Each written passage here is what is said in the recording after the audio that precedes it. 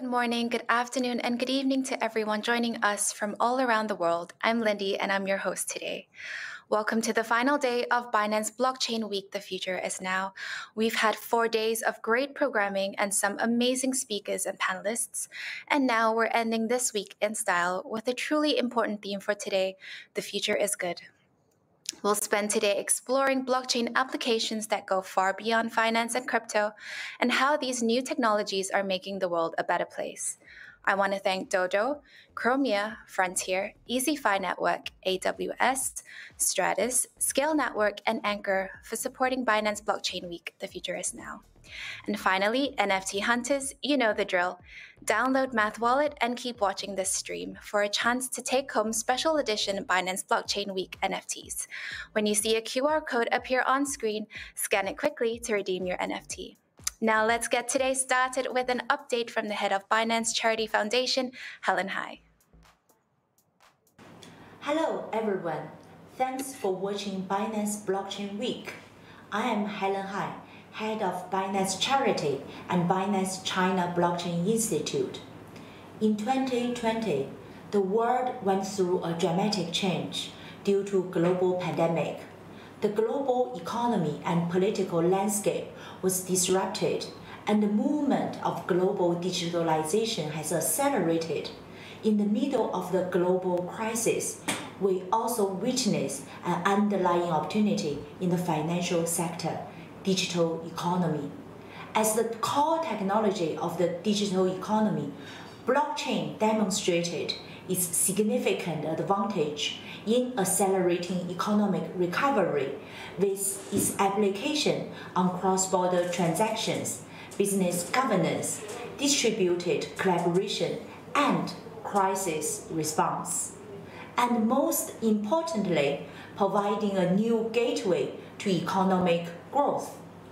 Today, I would like to share some great news about Binance's initiative focused on driving blockchain education. First of all, Binance China Blockchain Institute is launching Global Blockchain and Digital Economy Leadership Program.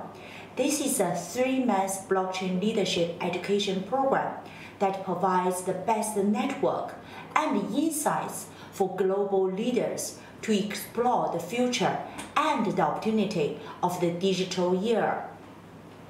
In this Binance China Blockchain Institute Leadership Program, you can participate in the following: face-to-face communication with global blockchain thought leaders, including CZ, series of VIP network building events, as well as field trips to leading blockchain hubs in China, Singapore, Switzerland, etc. Therefore, join us and seize the opportunity in the digital era. Please contact us at contact_China@binance.com for more information. Meanwhile, Binance Africa and Binance Smart Chain teams develop an 8-week developer program to support and educate African developer community. The Binance Masterclass Developers Edition, Career in Blockchain Technology. This program aims to provide 2,500 African blockchain developers with the right tools and skills to build their first dApps on Binance Smart Chain network during 2021. And Binance will allocate $1 million specially for African developers launching their project on Binance Smart Chain and for their dreams. You are welcome to register and join us online today. Thank you.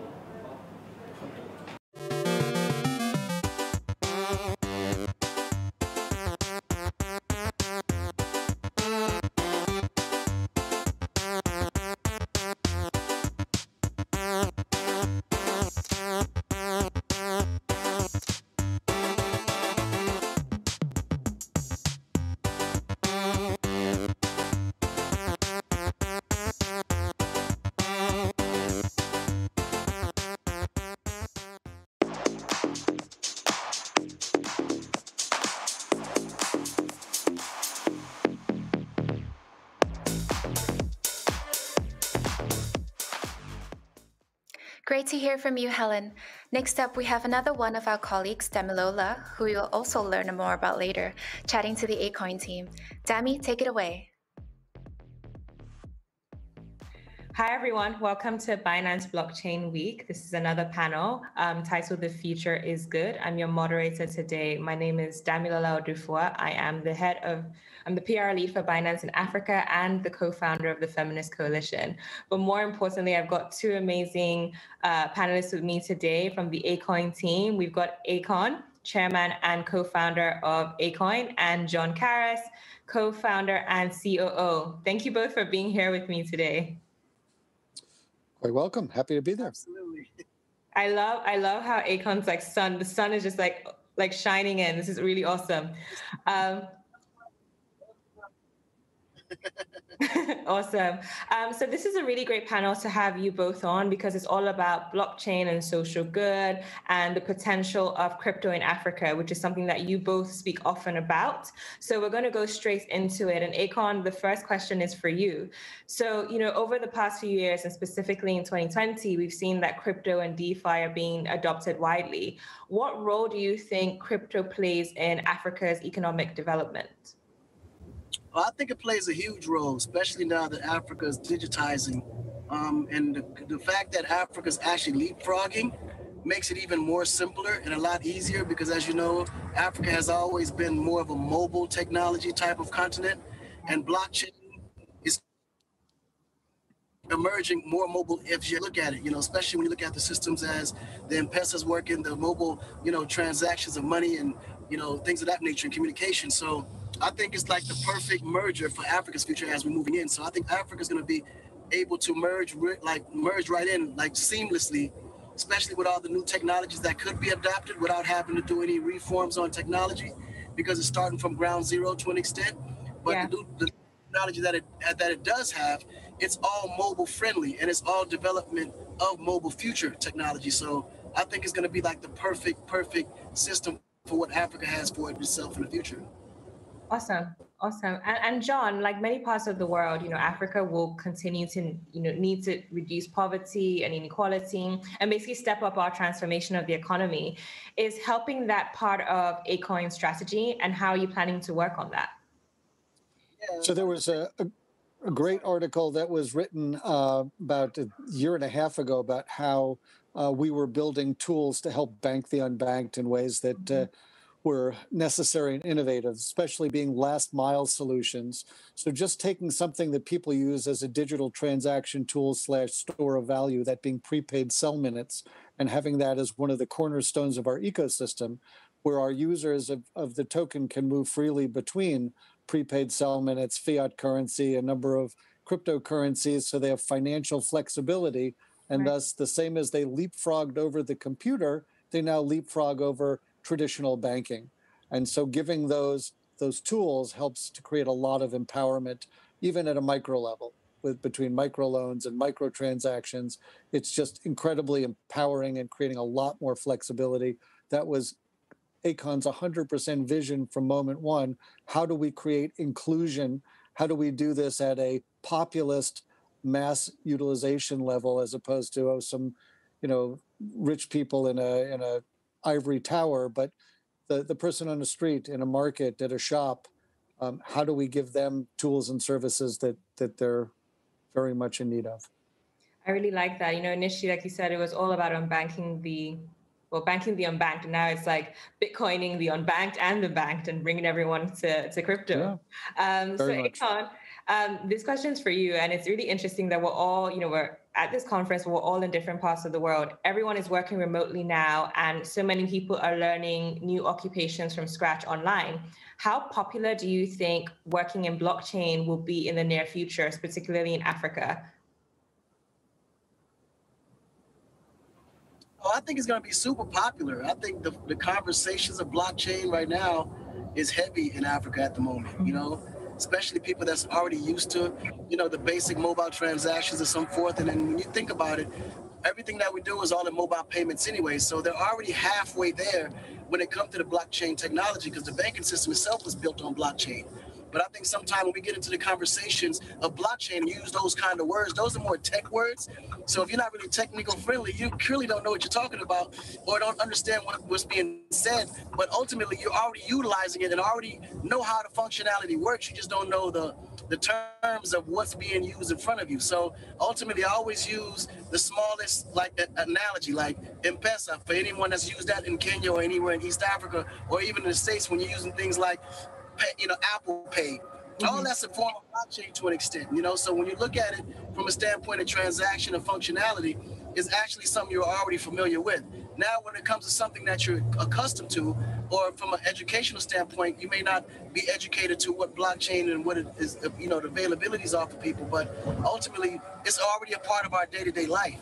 Now we're just trying to, take it, utilize the technology to Africa's advantage because Africa's in a position where it can actually utilize it. But I think that blockchain will play in the future is definitely going to fuel a lot of younger entrepreneurs, give them more tools, allow more platforms that'll be developed to be able to utilize whatever gifts that they have and tokenize whatever ideas that they have.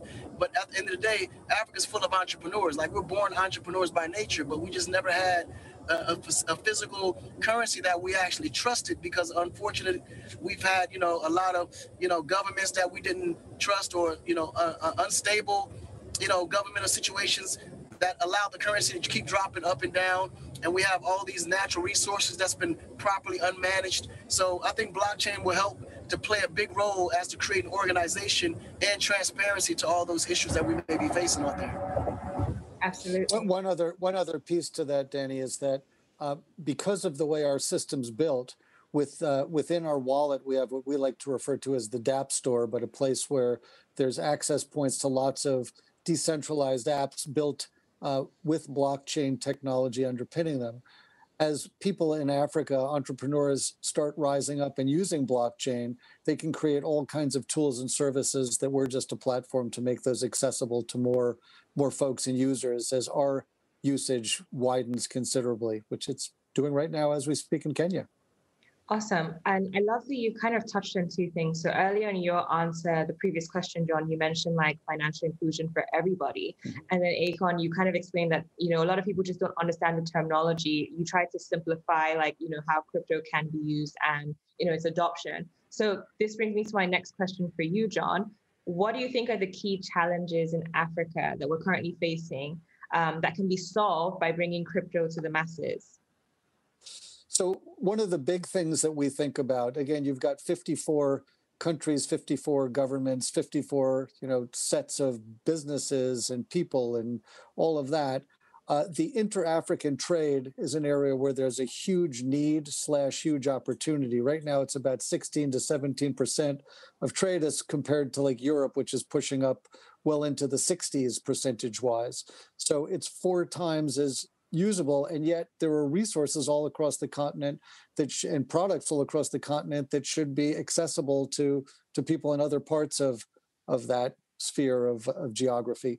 So providing a way for goods, services, people to move, to intersect, to transact, that's one of our central things. And then again, just the micro nature of it puts power back in the hands of the people, also gives the government a lot more knowledge, a lot more support, ways to actually tax more efficiently, govern more efficiently, provide services to enrich people's lives more efficiently. And I just want to throw in here that we're not a challenge to government. We're a tool to help them become more efficient and more capable in doing what they really want to do so much, which is help their populations rise and find their way into choices and prosperity, et cetera. Awesome. Thank you, John. And Akoin, that brings me to my next question for you. So how are you collaborating with local governments on Akoin's crypto initiatives, and how much support are you getting from local governments in Africa? Oh, yeah. Well, we're getting a lot of support from the governments in Africa, mainly in Senegal. This is where I want to launch the Akoin City, where the Akoin will be a cryptocurrency option. But ultimately, the whole idea is to create, like John said, more avenues, platforms to allow the government to efficiently, govern. Because ultimately, the biggest challenge in Africa is providing the people with the tools that they need to develop further. And when you create the avenues, especially from a financial level, it creates it creates the perfect opportunity for, money to be raised properly, collaborations to happen on a financial level, a credit system that doesn't exist to allow it to also be created. Because if you think in the US and in Europe, a lot of it is based on a credit system, whereas in Africa, we're paying for everything in cash. So you find yourself a lot, troubled trying to find ways to come up with thousands and thousands of dollars for either a car or a house, because there's no credit system that allows you to set up a system that you can pay on a monthly or a weekly Absolutely. financial basis. Whereas our system actually creates and analyzes people's credit from a standpoint of their intention, and then find ways to where we can collaborate and, by, of course, crowdfunding, if you can say, because it's the kind of closest thing that you can say it, but ultimately as in how they spend their money and how they pay back the money that's lent to them from a micro level, they can then increase to be able to loan or be lended lot more money. You know what I mean? So we can slowly build as we move forward.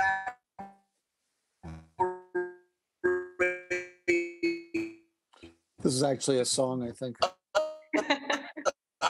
Entrepreneurs with the network may have something that can utilize those, that share the elements around them to better, better their businesses. So there's so many different tools that help. And then we even look at the voting systems. We have systems for that on the blockchain, on the Akoin system that helps the government in such big ways. And then on the health system, we're we're digitizing medical records. That also helps not only for the census, but it also gives the government a great idea as to the population's health, things that may be affecting them, pandemics that may be arousing in the future. We can foresee all of that. So we're creating a system that allows a big brother, as you can see, to kind of oversee the population and make sure that everything is properly managed and things can process properly. So it not only helps the government, but it also helps the people. Yep. And that extends down to addresses and land title and agricultural tools. There are all kinds of things that help the government, but really help the government to help the population. So it's fantastic timing. Absolutely. And John, I'd love you to tell me more about the Akoin Effect Opportunity Hubs. How are you helping Africans to learn about new skills and, and careers in blockchain? So we're super excited about this. We've partnered with a company called Effect.ai to launch the Akoin Effect Opportunity Hubs, the first of which will open in Western Kenya. Ultimately, there'll be a clump of them there, 4 or 5 over the course of the next year or year and a quarter that are built out there. What happens in the Akoin Effect Opportunity Hubs, and I'll also add that we're also doing this with the United Nations to help achieve some of the Sustainable Development Goals, and there are a whole bunch of them that are served that way.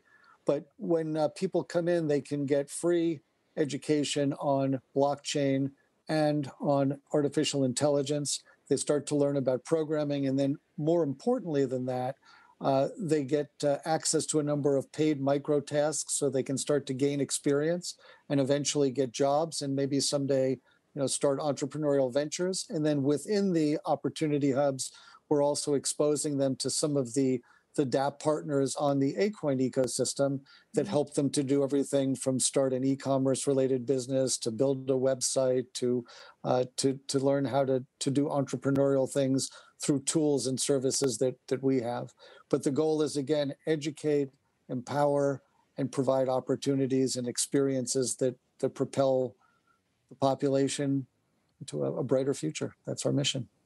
Great. And this is a question for both of you. What more do you think that other blockchain companies can do to bring, financial and career opportunities to people in Africa? What more should the current industry be doing? Well, you want to grab that comment? I'm sorry, John. The first thing that I would encourage other blockchain companies to do is to take the time to actually get to know Africa.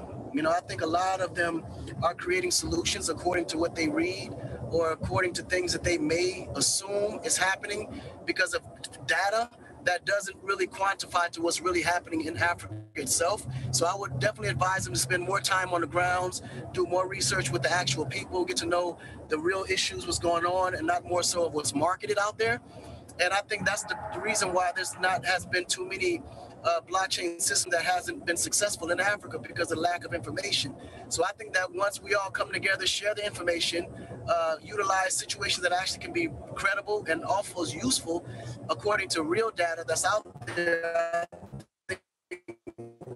we can grow a lot faster together. And I think the key to building Africa's blockchain system is the key to ourselves is all unity.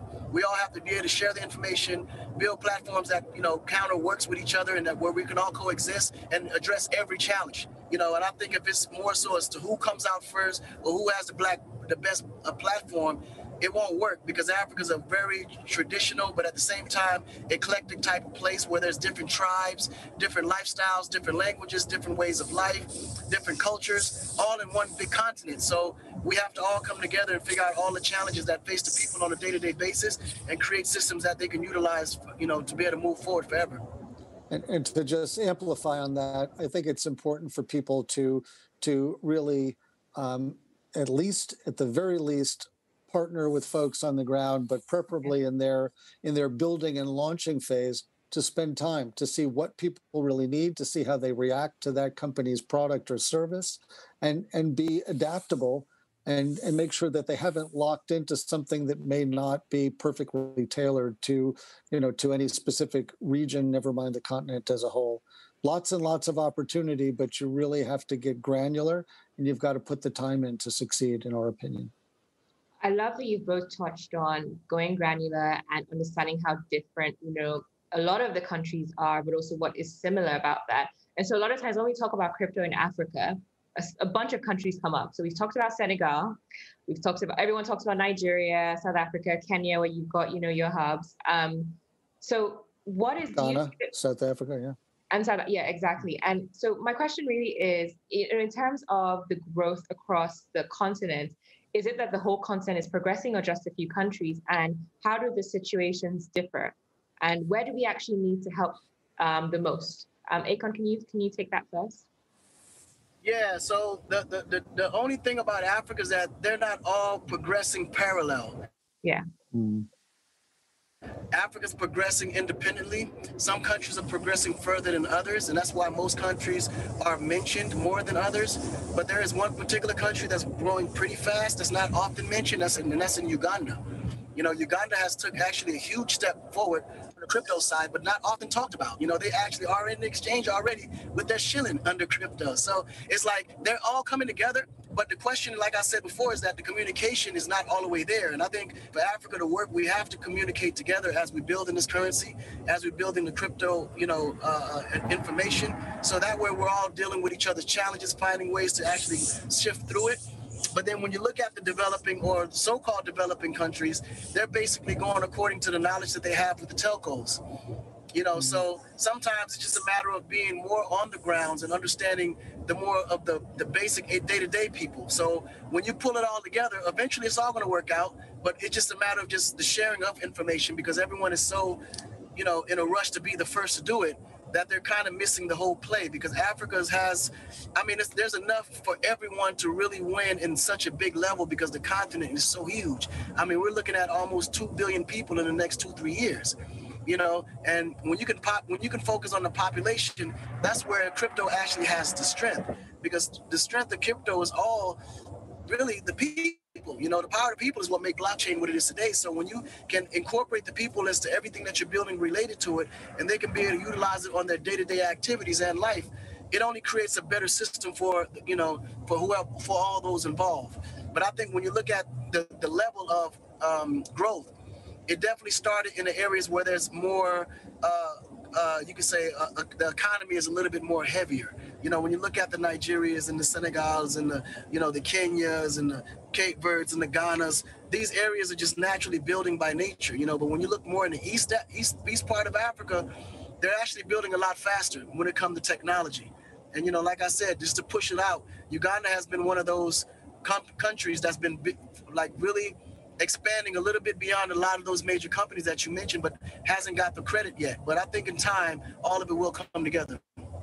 The other thing that I would just share on that one, Danny, is that Africa is a place where once something's working and people see it, other people want it. We saw that very much so with Akoin Lighting Africa. Once one village had the solar street lamps and power brought to them, everybody else around them wanted it. Once one country had a whole bunch of installations, their next door neighbors and others in the region were like, well, we want it too. The same thing will happen with blockchain adoption. As people see the tools, services, education and the prosperity and changes that come with it, people will reach out to their governments, reach out to their business people and say, we need this here as well. So we think it'll snowball. And the goal is just working to make sure that things are built out the best they can be in those forward-thinking places like Senegal and Nigeria and South Africa and Kenya, Uganda, et cetera. So awesome. So I'm going to wrap it up with one more question. This panel, again, is called The Future is Good. So I'd love to know, as we're looking forward, as we're going into now, we'll soon be going into Q2 of 2021, what do you hope to see in the crypto and blockchain space in Africa this year and in the next year? I think the crypto space in Africa is growing super rapid. I think there's going to be a flood of more companies and countries being more involved in the crypto space in Africa. I also see that there will be a lot of collaborations that we'll have as Akoin with other companies that's building platforms that can work on our data. And I also see the growth of information as well too, because the younger generation are taking lead. The entrepreneurs are looking for new solutions from a financial level that can help grow their business. And I think all those platforms will be revealed to them as we start to unveil a lot of the new stuff that we have coming from Akoin from a mass utilizational stage that will actually benefit people in such a way. But more than anything, I think the governments are getting a lot more smarter. The leaders are getting a lot more younger.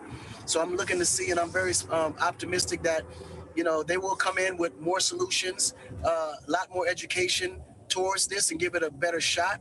But ultimately, I think it's going to grow a lot further than it has in the last few years because the conversations are so heavy and people are actually looking forward to a change. And I think this change opens up the opportunity for the transparency that Africa's been yearning for so long. And more than anything, we have Africans and international partners all working together to make this thing a success. So I'm very optimistic as where it's going in the next future, for sure. And I'll just put one other piece in there, Danny. This will be relevant to CZ in our conversation here today. One of the things I look forward to in the not too distant future, is to be working with a shared partner of ours, that being Travala, which is an amazing travel site on the blockchain, because I am dying to get back on an airplane again, and I will be doing so through Travala so I can get back to Senegal and Kenya and Uganda and Nigeria. Awesome. I will also just put one other shameless plug in there, which I'd love to make sure that everybody watching the Binance conference keeps a lookout for something that we'll be doing that takes advantage of both artificial intelligence and the blockchain and Akoin, that being the Digital Emerging Artist Showcase that'll be coming out in across Africa this spring and beyond. But we will be using blockchain in all kinds of elements of that, and people across the continent are very excited about it. So awesome. a couple of our partnerships. So there we go. Looking forward to that. Well, thank you both for your time. Thank you to everyone who's watching Binance Blockchain Week. This is the Future is Good panel with the Akoin team, Akon and John Karas. I'm Damilola, your moderator today. Thank you for joining us and have a great day. Thank you, guys. Thanks, Danny.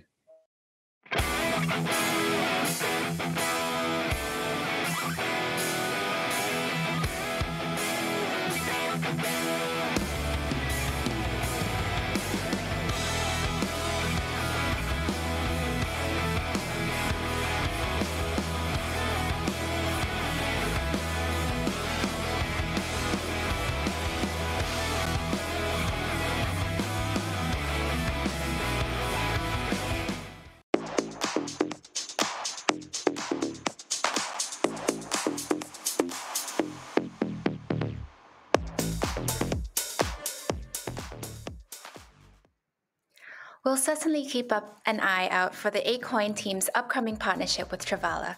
Whether it's South Africa, Nigeria, Kenya, or Uganda, countries and communities across Africa are embracing a crypto-first mindset, and in many ways, taking the lead when it comes to innovation. The crypto economy is providing financial opportunities to people around the world. From banking the unbanked to connecting users to the world economy, crypto has the power to reduce the barriers to entry for participants from all walks of life. Tanaya McKeel, a reporter at Blockworks, joined us as the moderator of Crypto for Good, Reducing the Wealth Gap. I'll let you introduce our panelists for today, Tanaya. All right. Hi, everyone. Thanks so much for joining us for this Binance Blockchain Week panel. You have just tuned into Crypto for All, Leave No One Behind, Crypto for Good, Reducing the Wealth Gap. I am so excited to be with my panel of 5 today, and I'm going to let everyone introduce themselves, and I'm going to start with Elizabeth. Sure. Thank you, Tanaya. This is Elizabeth. I am the Deputy Director of Blockchain Charity Foundation, also known as Binance Charity. We are the philanthropic arm of Binance, and our main mandate is to utilizing the blockchain technology to benefit the bottom billion. And so far, we have launched over 20 charitable projects utilizing blockchain technology. We have fundraised over $10 million US and covered about 1 million end beneficiaries. Yep, that's me. Cool. Robert. Hey, everyone. It's Robbie Greenfield. I'm CEO of a consultancy called Emerging Impact, which works with organizations like Cello, Cardano Foundation, CARE, and Oxfam to deploy digital cash assistance programs around the world.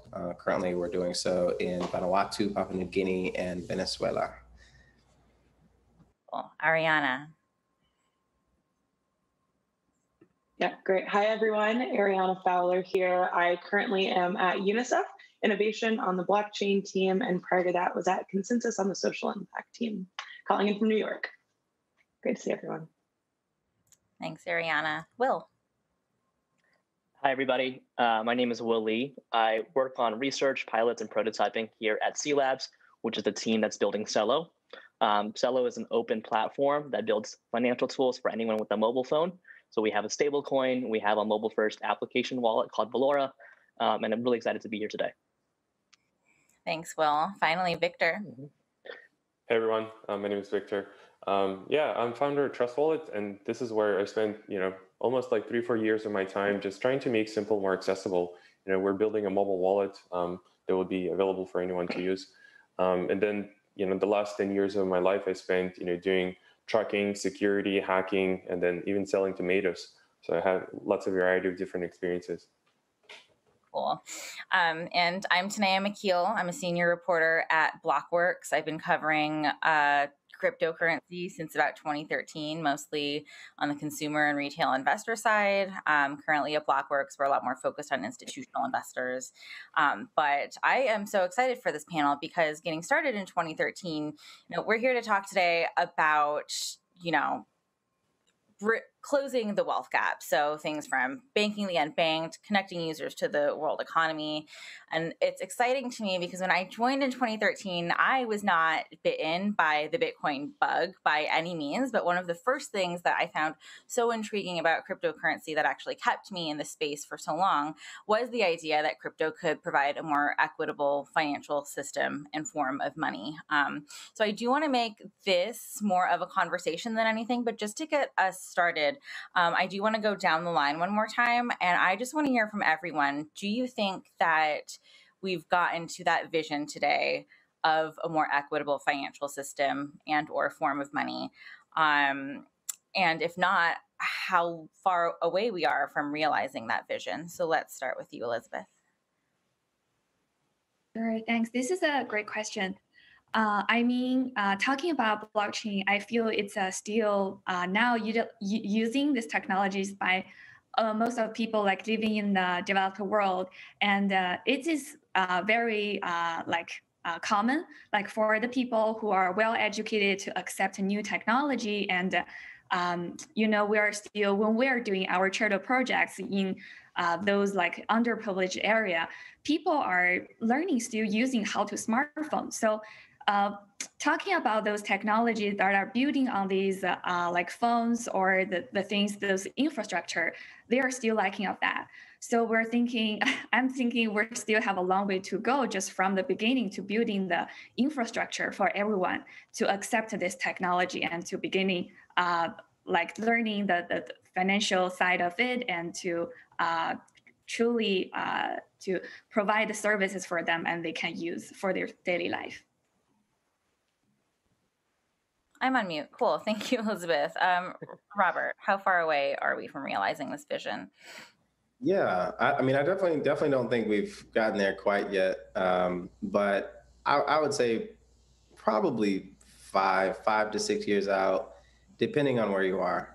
I think that, ironically, it's probably going to reach, Western countries like the United States probably later than a lot of emerging markets, just because the nature of, NGOs, UN agencies like UNICEF Innovations doing a lot. Like the nature of those organizations, I think, has radically changed over the past 4 years, right? It wasn't normal that these organizations had, blockchain developer teams and, and full programs focused on maximizing not only current humanitarian programming that uses the technology, but also investigating new ways in which you can, pretty much change the whole humanitarian aid program, methodology on top of itself.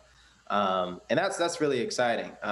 It's also somewhat, I think, sad in a sense that, we always talk about, those type of programs and financial equity outside the context of, African Americans, right, in the United States that, greatly need, particularly after COVID-19 has wiped out, I think, 50% of Black businesses need that same financial equity, right? And oftentimes I try to make sure that, this type of aid and the technology behind it is applied both internationally and domestically.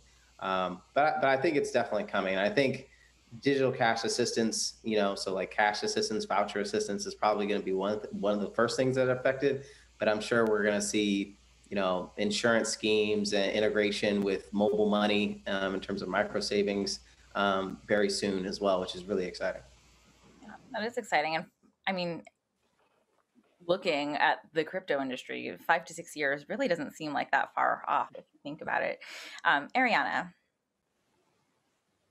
Yeah, not sure how much more there is to add on the infrastructure piece. Definitely lots to work on there in terms of smartphones, in terms of internet connection. So initiative we have going on at UNICEF that isn't blockchain related, but is the key kind of infrastructure piece. It's called Giga, and it's around connecting every school and community in the world to internet. And so that's something that we really can't have conversations about crypto and financial access and inclusion if the baseline, getting cell service, let alone, 5G or using smartphones isn't addressed. So I definitely think there's a lot to do on that piece. And then, to Robbie's point, in terms of the big institutions, because there's kind of like a top-down approach and a bottom-up approach, right? Of like just getting crypto directly into people's hands and having them like go out and use it. But there's all kinds of issues when it comes to like conversion, if they choose to, if they choose to, have fiat on ramps and off ramps, and then with vendors, who in the community, if you give them crypto, how are they going to use it?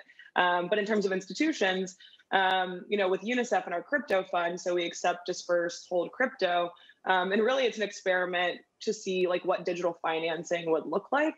And so for an organization like us, like we're not necessarily doing cash transfers using crypto, but we're just trying to toy around and see like how can a big organization like this and the finance team and the accounting team and the ICTD team like even deal with like cryptocurrency? Like, what does that even mean? Oh, my cat just walked in the room. But like, how does that play a role beyond, and really not even beyond, before we can start talking about actually getting it into the hands of people? So I think there's kind of two approaches to how one would think about it, but the gap is not closed whatsoever. Okay, well, I didn't plan it this way, but I'm actually glad to be saving Will and Victor for last because I think you guys have more to say about product on this panel. But I know going last, there is usually the problem where you don't really have anything to add. But if you do, let's start with you, Will, before we get into product. Yeah, sure. I mean, I think the previous panelists have said it pretty well. But what I would add is I think the concept of closing the gap is kind of interesting because in a lot of ways, I actually think that there's an opportunity for leapfrogging in emerging markets, right?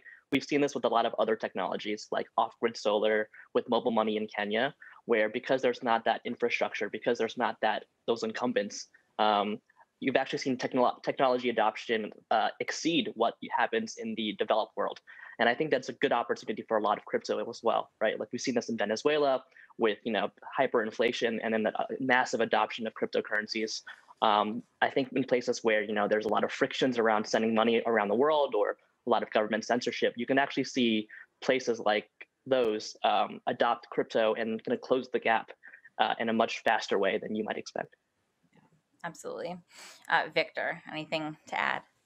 Yeah, I think I'll agree with Robert in terms of just like how different countries will adopt crypto in different ways.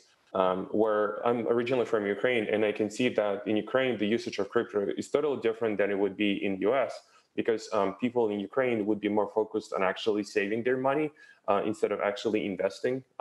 And so if you look at US, then people don't really know much about money in general, just because they always live with US dollar. So for them, $1 US always equal to $1 US, which makes totally different game for them. And so they just want to multiply their kind of stash and trying to invest in different projects, companies that's out there.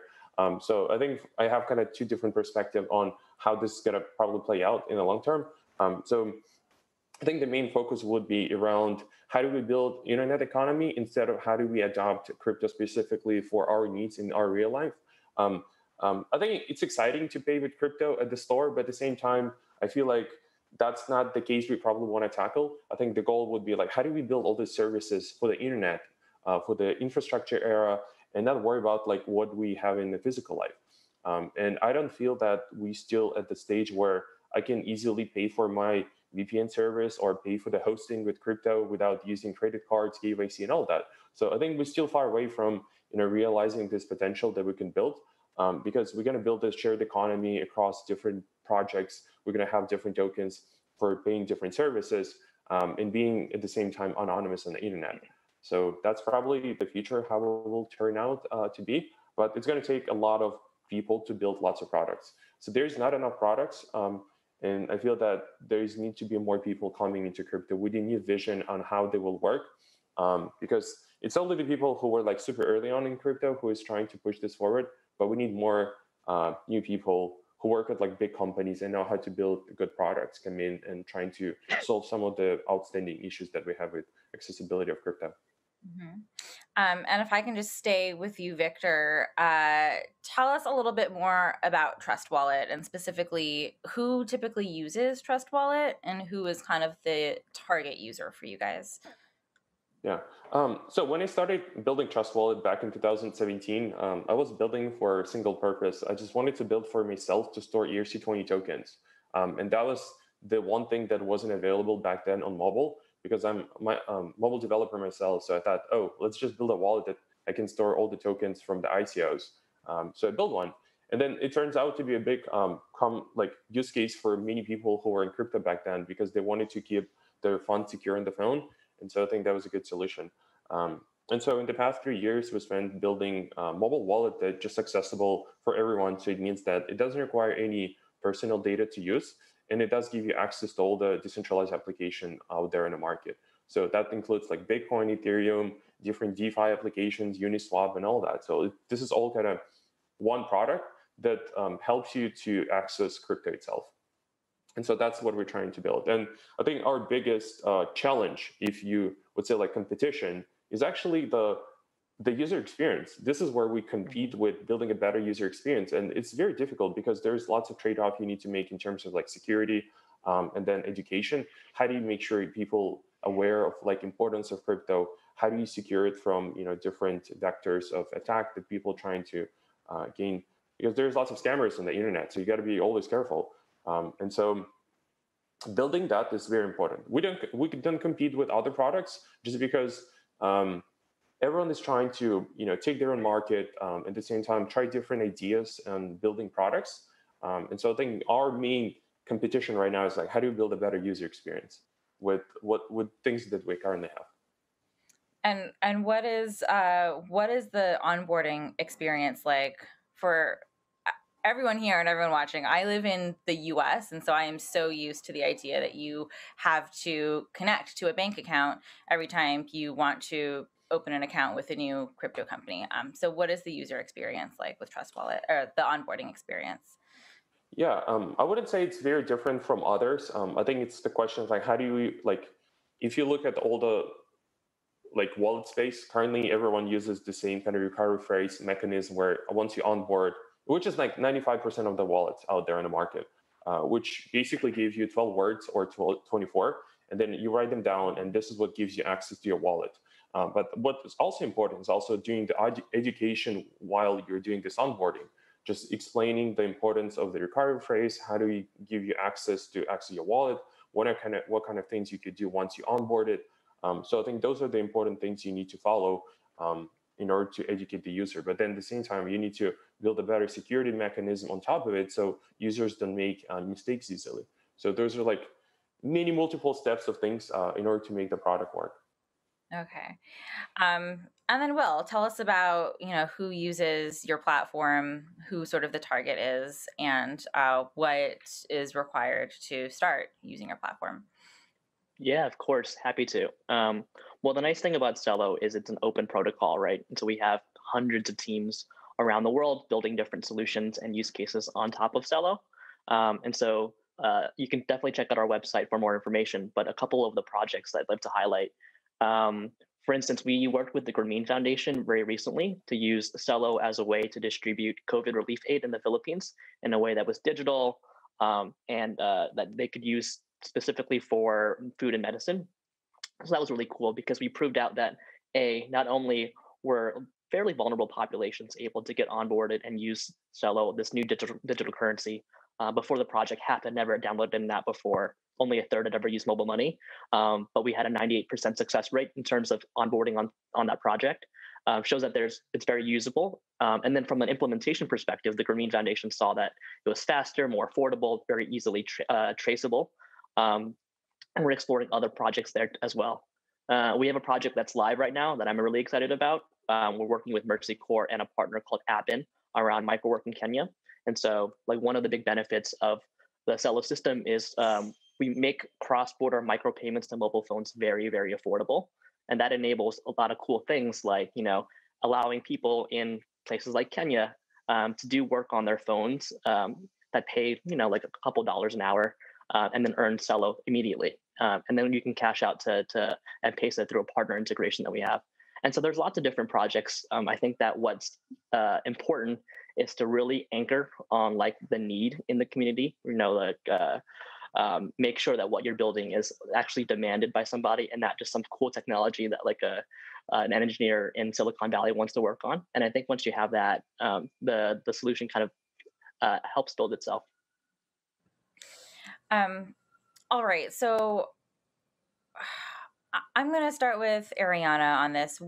And invite anyone else to jump in at this point, but what do you see as some of the biggest barriers to entry when we're talking about access to new financial products or financial systems?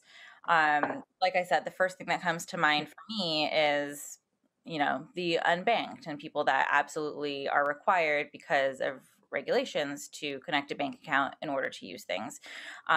Not everyone has a bank account, but beyond that, and I think that's an important conversation, but I think it's a conversation we have a lot, but you are, I think, working with so many people outside of the US as well. So what are some of the other barriers to entry that I'm not thinking of or that we don't normally talk about as much as we talk about the unbanked?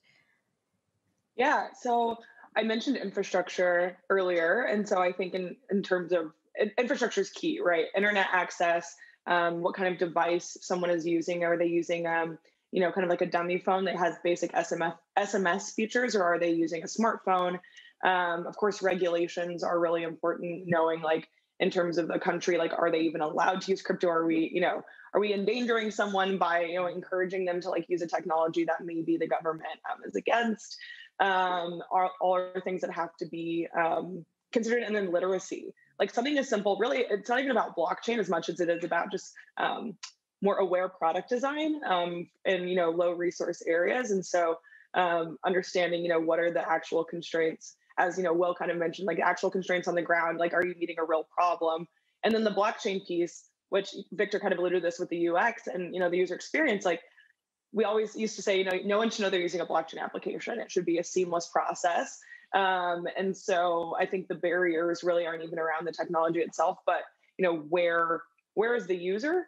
And, the barriers could look different for everyone. There might be a really, well-connected area in terms of internet, However, if the government cracks down, even if you don't have to do KYC, even if they just catch a whiff of someone using crypto or someone downloading something, then that's really dangerous as well. So, but people may not even know. So again, that goes back to literacy. So there's like financial literacy, there's like actual literacy in terms of, can they read the application, or does it need to be more visual? Do they need to use icons more?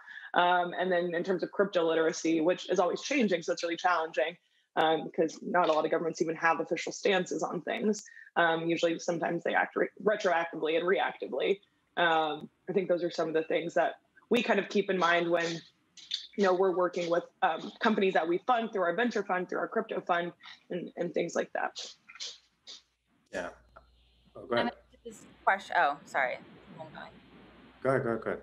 Oh, I'm going to put the question to anyone, and maybe we can start with you, Robbie. But because that's something I think about a lot too, is, a lot of times you had the money to go to the clinic when you were sick, but you didn't have the money for the medicine.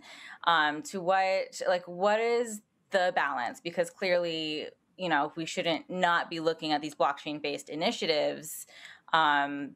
We shouldn't wait until we solve one other problem in order to look at this, because as we have said so much, there's so much technological infrastructure to be working on. But what is the balance? Who is the onus on to kind of expedite the progress on the adjacent problems that are directly affected by all of the projects that you guys are working on? Yeah, I honestly think that, and this isn't necessarily fair, and I feel like, all humanitarian crises and economic crises kind of fall to the feet of the NGOs, and everybody's kind of like, all right, save the world, while we continue to do the same things that we were doing before. But I really do believe that, because what we're starting to see, and you've already seen this with microfinance historically, right? Where you have certain, financial instruments of change paired with a methodology to increase somebody's financial literacy or literacy in general, provide them with the base resources to, actually be motivated to reach a certain end, whether it be savings or whether that be paying back a loan, et cetera. And then achieving some form of economic empowerment, whether that be attending to an emergency, or paying for school fees, et cetera, to actually, move forward, socioeconomically. And I really see this intermediary model where NGOs and international development organizations, and social innovation accelerators are kind of, that interface with people who are least protected, and also inform how, those user constraints. I'm still not convinced that, a lot of the most crypto literate developers within the space even understand, the user experience constraints that you have to build an application around. And that's one of the disconnects, is not understanding that, outside of, the crypto itself, let's say we're using USDC, there's an issue with currency familiarity, right? I think Victor put it best. We have a lot of stable coins that are denominated in what to other people would be a foreign currency. And, you're still forcing them to do mental math, regardless if it's in the dollar or not. And, the second thing is, and I think this is where governments and, policy working groups need to foot the bill, is understanding how we create fair policies so that those humanitarian aid programs, development programs can exist, and they can actually sandbox those ideas. Because what we're seeing right now is in the mobile money market, which I think is a precursor for what we'll probably see, with DeFi and everything else, is that KYC, so electronic, know your customer processes are not allowed.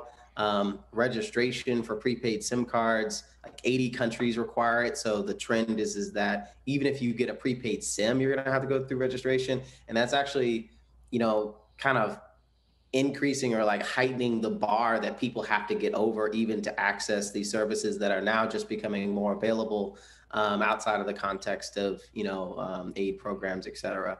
So those policies really need to be developed with care, because they can serve as obstacles where, again, we'll have, mobile money systems like M-Pesa integrated with, DeFi DAOs that allow, freely, given microfinance loans, right? Something crazy like that, where you can integrate, the best of one system with a high, savings interest rate with the best of another system like M-Pesa that already has the networks and cash agents, all around the world. But the people who need it most still can't access it because they don't have a national ID, right?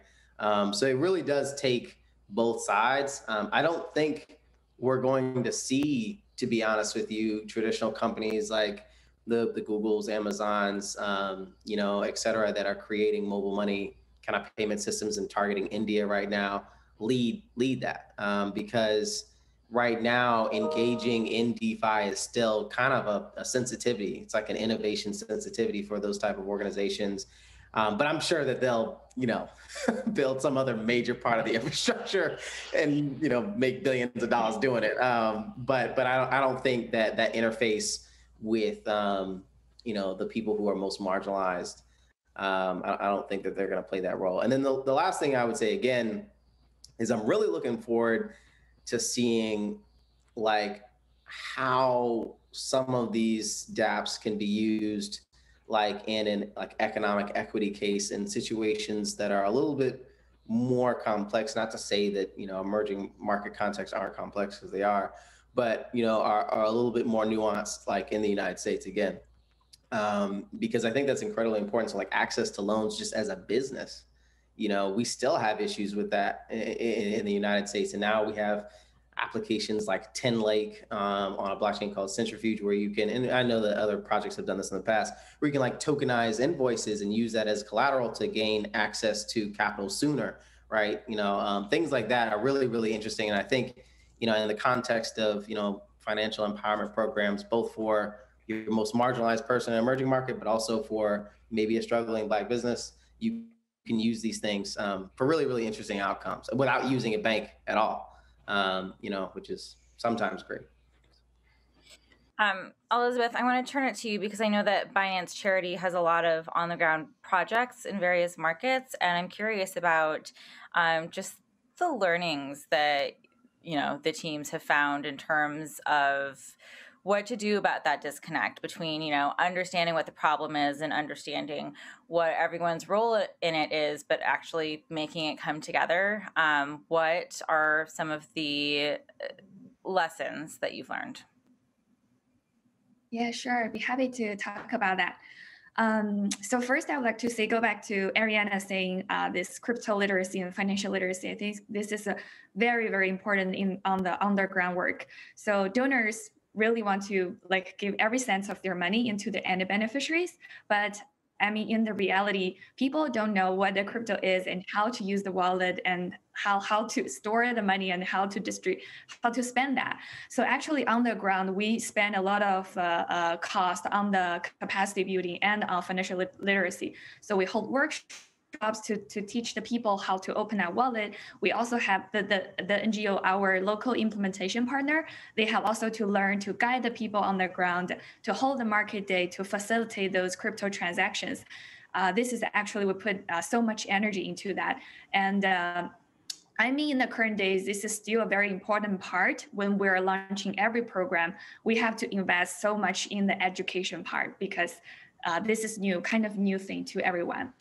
And another thing I would like to talk about is this is something that Victor also mentioned a little bit about, the Trust Wallet.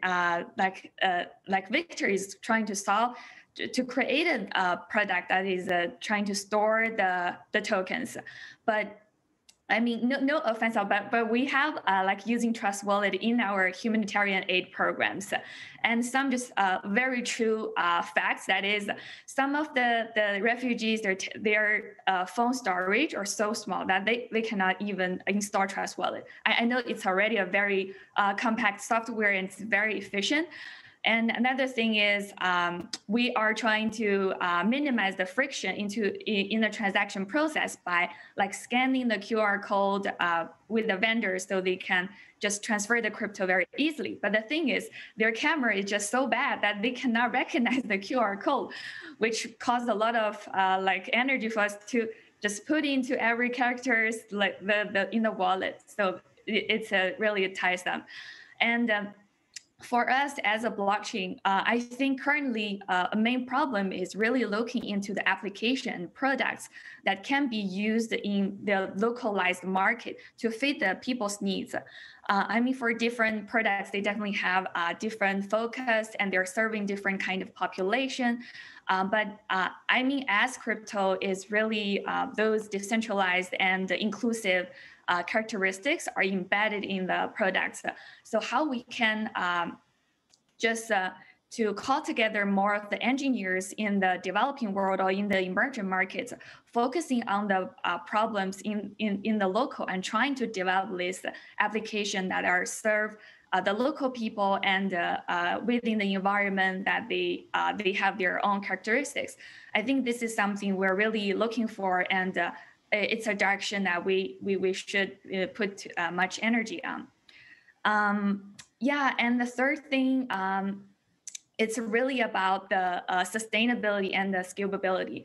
So currently, I know like Celo and as Binance Charity, we have a lot of pilots like in different parts of the world. But there's one thing I feel is it's very hard to scale, because like for different countries, there are different compliance, like the KYC, they're just, if we're building a product that's using for this country, but maybe we go into another country, there's different requirements and we cannot launch this thing totally. So how we can just bring in this success in our pilot, but to scale that, to find a more sustainable way to organically growing this kind of the crypto transaction. I mean, the refugees, they are accepting humanitarian aid funds in their wallet, and they are paying their daily necessities by paying crypto to other vendors. And how can those vendors continually to pay their rent or maybe pay their electricity bill also using crypto to let this whole economy to circulate this crypto? This is something I think we should more explore in its scalability and the sustainability. Yeah, I was thinking the same thing. Is it more important to have money than it is to have financial systems? Mm-hmm. What, and this is for anyone, but what, I know that there are so many moving parts to this, but like, what is top of mind for all of you? If they're like, what would push all of these different things beyond just being vanity projects? If you know, like, you are on a mission and you have, hired and assembled the teams to be able to find and build solutions, but you're going to run into a scalability issue or a regulatory issue. What is top of mind for everyone in terms of, like, if you could fix one of the biggest problems tomorrow to kind of get you over this hump, what would that problem be that you would fix tomorrow? For us, is definitely mobile money interoperability with DeFi, for sure. Because if you allow that, you can just introduce financial products to existing systems and provide savings rates that are 100x of what they currently have with relatively low risk by rebalancing pools. And then the second thing, you could provide lending rates that are like 5x less, because for mobile money lending, it's like 10% per 30 days. It's not like 10% per year. It's just for 30 days. So there's like 120%, for the year. So things like that, I think, is definitely the first way. And also leveraging side chains like XDAI or chains that are interoperable with Ethereum just to make things scale better, right? Because we're already starting to see that a lot of current exchanges are having issues with the fees, on Ethereum, or leveraging other chains like, Celo, right? I think are excellent opportunities. And then the second one that I would still say, and, this is a dev answer, but it is needed, we need more bridges. We need more bridges between chains, because, one thing that I find really interesting is you're starting to see chains find their own niche in terms of what they're doing, right? So Centrifuge is doing tokenized invoices. Celo is focused on, social good projects, right? Ethereum is kind of been forced into DeFi, right? But, it has other things going on as well. Binance chain, is doing other things. So I think interoperability between the liquidity of these chains is going to help scale quite a bit. And it's also going to take the pressure off from network teams, like blockchain network teams, from, trying to solve everything, right? Which we found is pretty difficult to do. Cool. I want to get some predictions from you guys. You're all so hard at work. What I asked you at the beginning, how far away you think we are from realizing that vision of just a better everything, a more equitable system, and money. What, so more specifically predictions, what kind of specific progress do you expect to see in the short to middle term future? And let's start with Victor. Yeah, let me respond to the previous question as well. Like, what is the one thing I would like to do if that was possible? If you can just do like this and just say, like, let's solve a problem with key management. So that would be my thing. I think if we can solve the problem with key management, what I mean by that is that the onboarding problem to crypto, how do you make sure that each person is a sovereign individual? So it means that he has access to his wallet as a digital identity. So if you can solve that problem, I think that would be a good thing for the innovation. I don't think anyone in crypto solved that yet. So I think we're still far away from having a really good solution that works for everyone. Well, who should be the authority on identity? Authority, I think it's yourself, right? You should be responsible for your digital identity, not anyone else. But when you are traveling, so if you can solve that issue and you're traveling and someone needs to see identification, how should that person know that you are who you say you are? Like, who should be the... Right. I mean, if there's a concept of borders and you need to validate who you are, right? So you can have a public identity, which will represent information that you have a permission to travel, right? So you don't need to probably expose your identity as long as you have a permission to travel, maybe. So if you put it that way, because we used to this concept where we always need to provide all the information to each person you see in life. You want to open a bank account, you want to buy a car, they always require you to provide all this information. But in reality, what needs to happen, you just need to validate that you're a trusted person. And there's different ways we can build technology that will say, okay, I do have this reputation or this credit, and you don't need to know my identity. So I can verify that that's who I am. But it's going to take lots of years to get there. I think it's not something we can build the next maybe couple of years for sure. But in reality, that's the future we want to build, especially with internet economy. We want to have that concept of real identity. So everyone would be a username. So that's kind of how you build your identity, around the usernames and anonymous identity. Cool. So I'm going to stick with you, Victor, and we're just going to power through the circle. But what is a prediction of yours for the next few years? Okay, cool. So I did make one prediction. So I was doing a demo 2 months ago, and I think Bitcoin was around, it was $8,000. And I was showing a demo how to use prediction markets. And one of the bets I did, so there was 35 days left, and I put a bet on Bitcoin to get to 20K. And that was November last year. So that was my prediction that kind of worked out during the demo for also Binance event. But I think what will happen in the next couple of years, I think what happened with COVID is the catalyst for growing digital economies and moving people more to the internet and having access to all the remote people to have access to freelance work and doing more independent stuff that doesn't require you to work for someone else in physical life. And so in terms of just what will happen to the internet, I would feel that lots of more kids will come and try to make living just off of the internet. In the same way, influencers did with YouTube, in the same way they will do with crypto. There will be so many more products created on top of this to make remote work easier to use, and they will create different gig economies where they could do things and make crypto. I think I'm really happy to see that kind of growing right now as a market. But in terms of just cryptocurrencies and the market, I do believe that the more people will come to crypto, the more market will become mature. So it means prices of different cryptocurrencies will be going up. And I think it's a good measurement just to kind of see supply and demand just as a reference. It doesn't mean that all the cryptocurrencies will kind of go up in value. But I'm more interested in getting like more people to experience crypto for the first time, learn about it. How does it work? What can you do? Because most people who are older, they won't be using crypto. I think it's the new young population who's starting to get adopted. People, especially who play lots of games, they're really familiar with this kind of concepts. Yeah. Awesome. We have a couple of minutes left. So Will.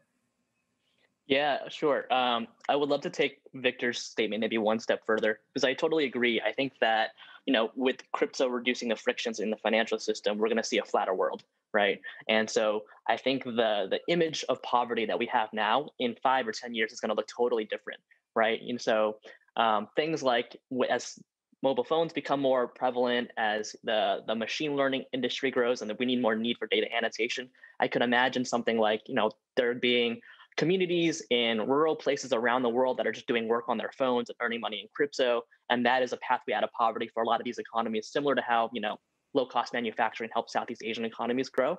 Like, this could be the new pathway out of poverty for a lot of different places. And so I think that would be really exciting to see. So it's part prediction, part hope for me. But I think it's a cool thing to look forward to. I do hope both of you are right. Ariana? Yeah, so I can put on my UNICEF hat and say that I think these large organizations are going to start experimenting a lot more with cryptocurrencies, maybe not, again, in distributing necessarily by aid, but in the more kind of symbolic way of moving money digitally or moving representation of value digitally. And so what I think that that'll mean, hopefully, is a bit less overhead when it comes to the operations of these organizations, which, right now it is a bit upstream from, actually delivering aid on the ground like some other organizations are doing. But I think if these big entities, like UNICEF and, WFP, World Food Program, is experimenting as well. And so I think that that will be pretty huge if we can kind of get the big guys to start thinking, and not even thinking, but just not being afraid of it. Like, I think they have an awareness, but there's a severe fear. It's a lot of the work that we're doing through education and through our prototyping and things like that is really trying to disseminate and dispel some of those fears. So I think we'll see, and we're seeing that right institutionally, like with governments, like with CBDCs, and with large banks and financial institutions getting into crypto. So I think as we start to see more of these big players back it by, with like kind of their stamp of approval, I think you will start to see people become more comfortable engaging with crypto, even if it is just, reading and learning about it, as opposed to just thinking it's for illegal purposes, which is still what we're having. The conversations we're still having at the UN is like, it is not just for, and not even as for illicit. I mean, it can be used for illicit purposes, but like it has many other use cases. So that's kind of where these like big orgs are still stuck in. So we're trying to move them through that. Bring legitimacy for sure. Robbie. Yeah. I mean, and I apologize for sounding like a broken record. I definitely think, we probably have like microfinance DAOs, right? So, autonomous sets of contracts that provide small loans in a multitude of contexts. Definitely think that will be a thing. And one thing that we didn't talk about as much, but I think is very closely related to, the lack of our economic equity around the world is climate change. And I definitely think we're going to see tokenized environmental commodity markets. People have tried with offsets, but I think people are starting to realize that, just like blockchain and protocols, like there's never going to be one system to rule them all and kill all the other systems. There's going to be a lot of localized systems based off of local regulations. And I think, you already see, I think Union Square Ventures just opened up a fund for like $1 billion or something like that, just for climate change projects. And that call to action is going to increase, because I really do think that, particularly with the Biden administration in an American context, but probably around the world, like we just don't have enough time, and a lot of these things are going to move from, we'll give you money if you create a startup for this, to this is law. You have to do this by, 2030. And you've seen this in California. California, by 2030, there's no gas cars. So I think tokenized environmental commodity markets is definitely going to be a thing that hopefully, can create better outcomes from people who live in areas that suffer from those natural disasters as a result. Thank you. Elizabeth, wrap us up. Sure. Yeah, actually, I would like to bring something more light into the kind of like we're talking about wealth gap and things. I mean, for crypto, I think very interesting character is that it's beyond to the younger generation, it belongs to a millennial. So I think for charity, we would also like to create a kind of image that to attract millennials to donate and to participating in this philanthropic world, and how thinking about in the future, maybe we can use NFTs for fundraising and use many of other applications in people's daily lives to connect people, to connect the donor with the end beneficiaries in a more direct way, in an efficient value transfer, and in a more, how to say, low cost of the operation. I think this is kind of the way, like the younger, targeting the younger generation, a more innovative applications. This is something that we are really looking forward to. Great. Well, thank you so much to my entire panel for this really wonderful, interesting, and I think important discussion. Thank you to everyone who turned out today to watch. Enjoy the rest of the Binance event and have a good day. Meet the new builder. In the new age of rolling up your sleeves and getting your hands dirty. They're in labs, lofts, and war rooms, launching scrappy startups and reinventing big business. They see what doesn't exist, and they make it exist. They know the question isn't if, but when. They know the freedom to fail is the freedom to build, and they don't freak out when they run into a problem. These are the new builders, and we're the cloud that's obsessed with turning their dreams into realities. With the most capabilities, the most innovation, the most customers, and the most experience. We're the cloud that breaks down barriers. When others say no, we let builders say yes. Because we believe everything gets better when you let nothing stand in the builder's way. Amazon Web Services. Build on.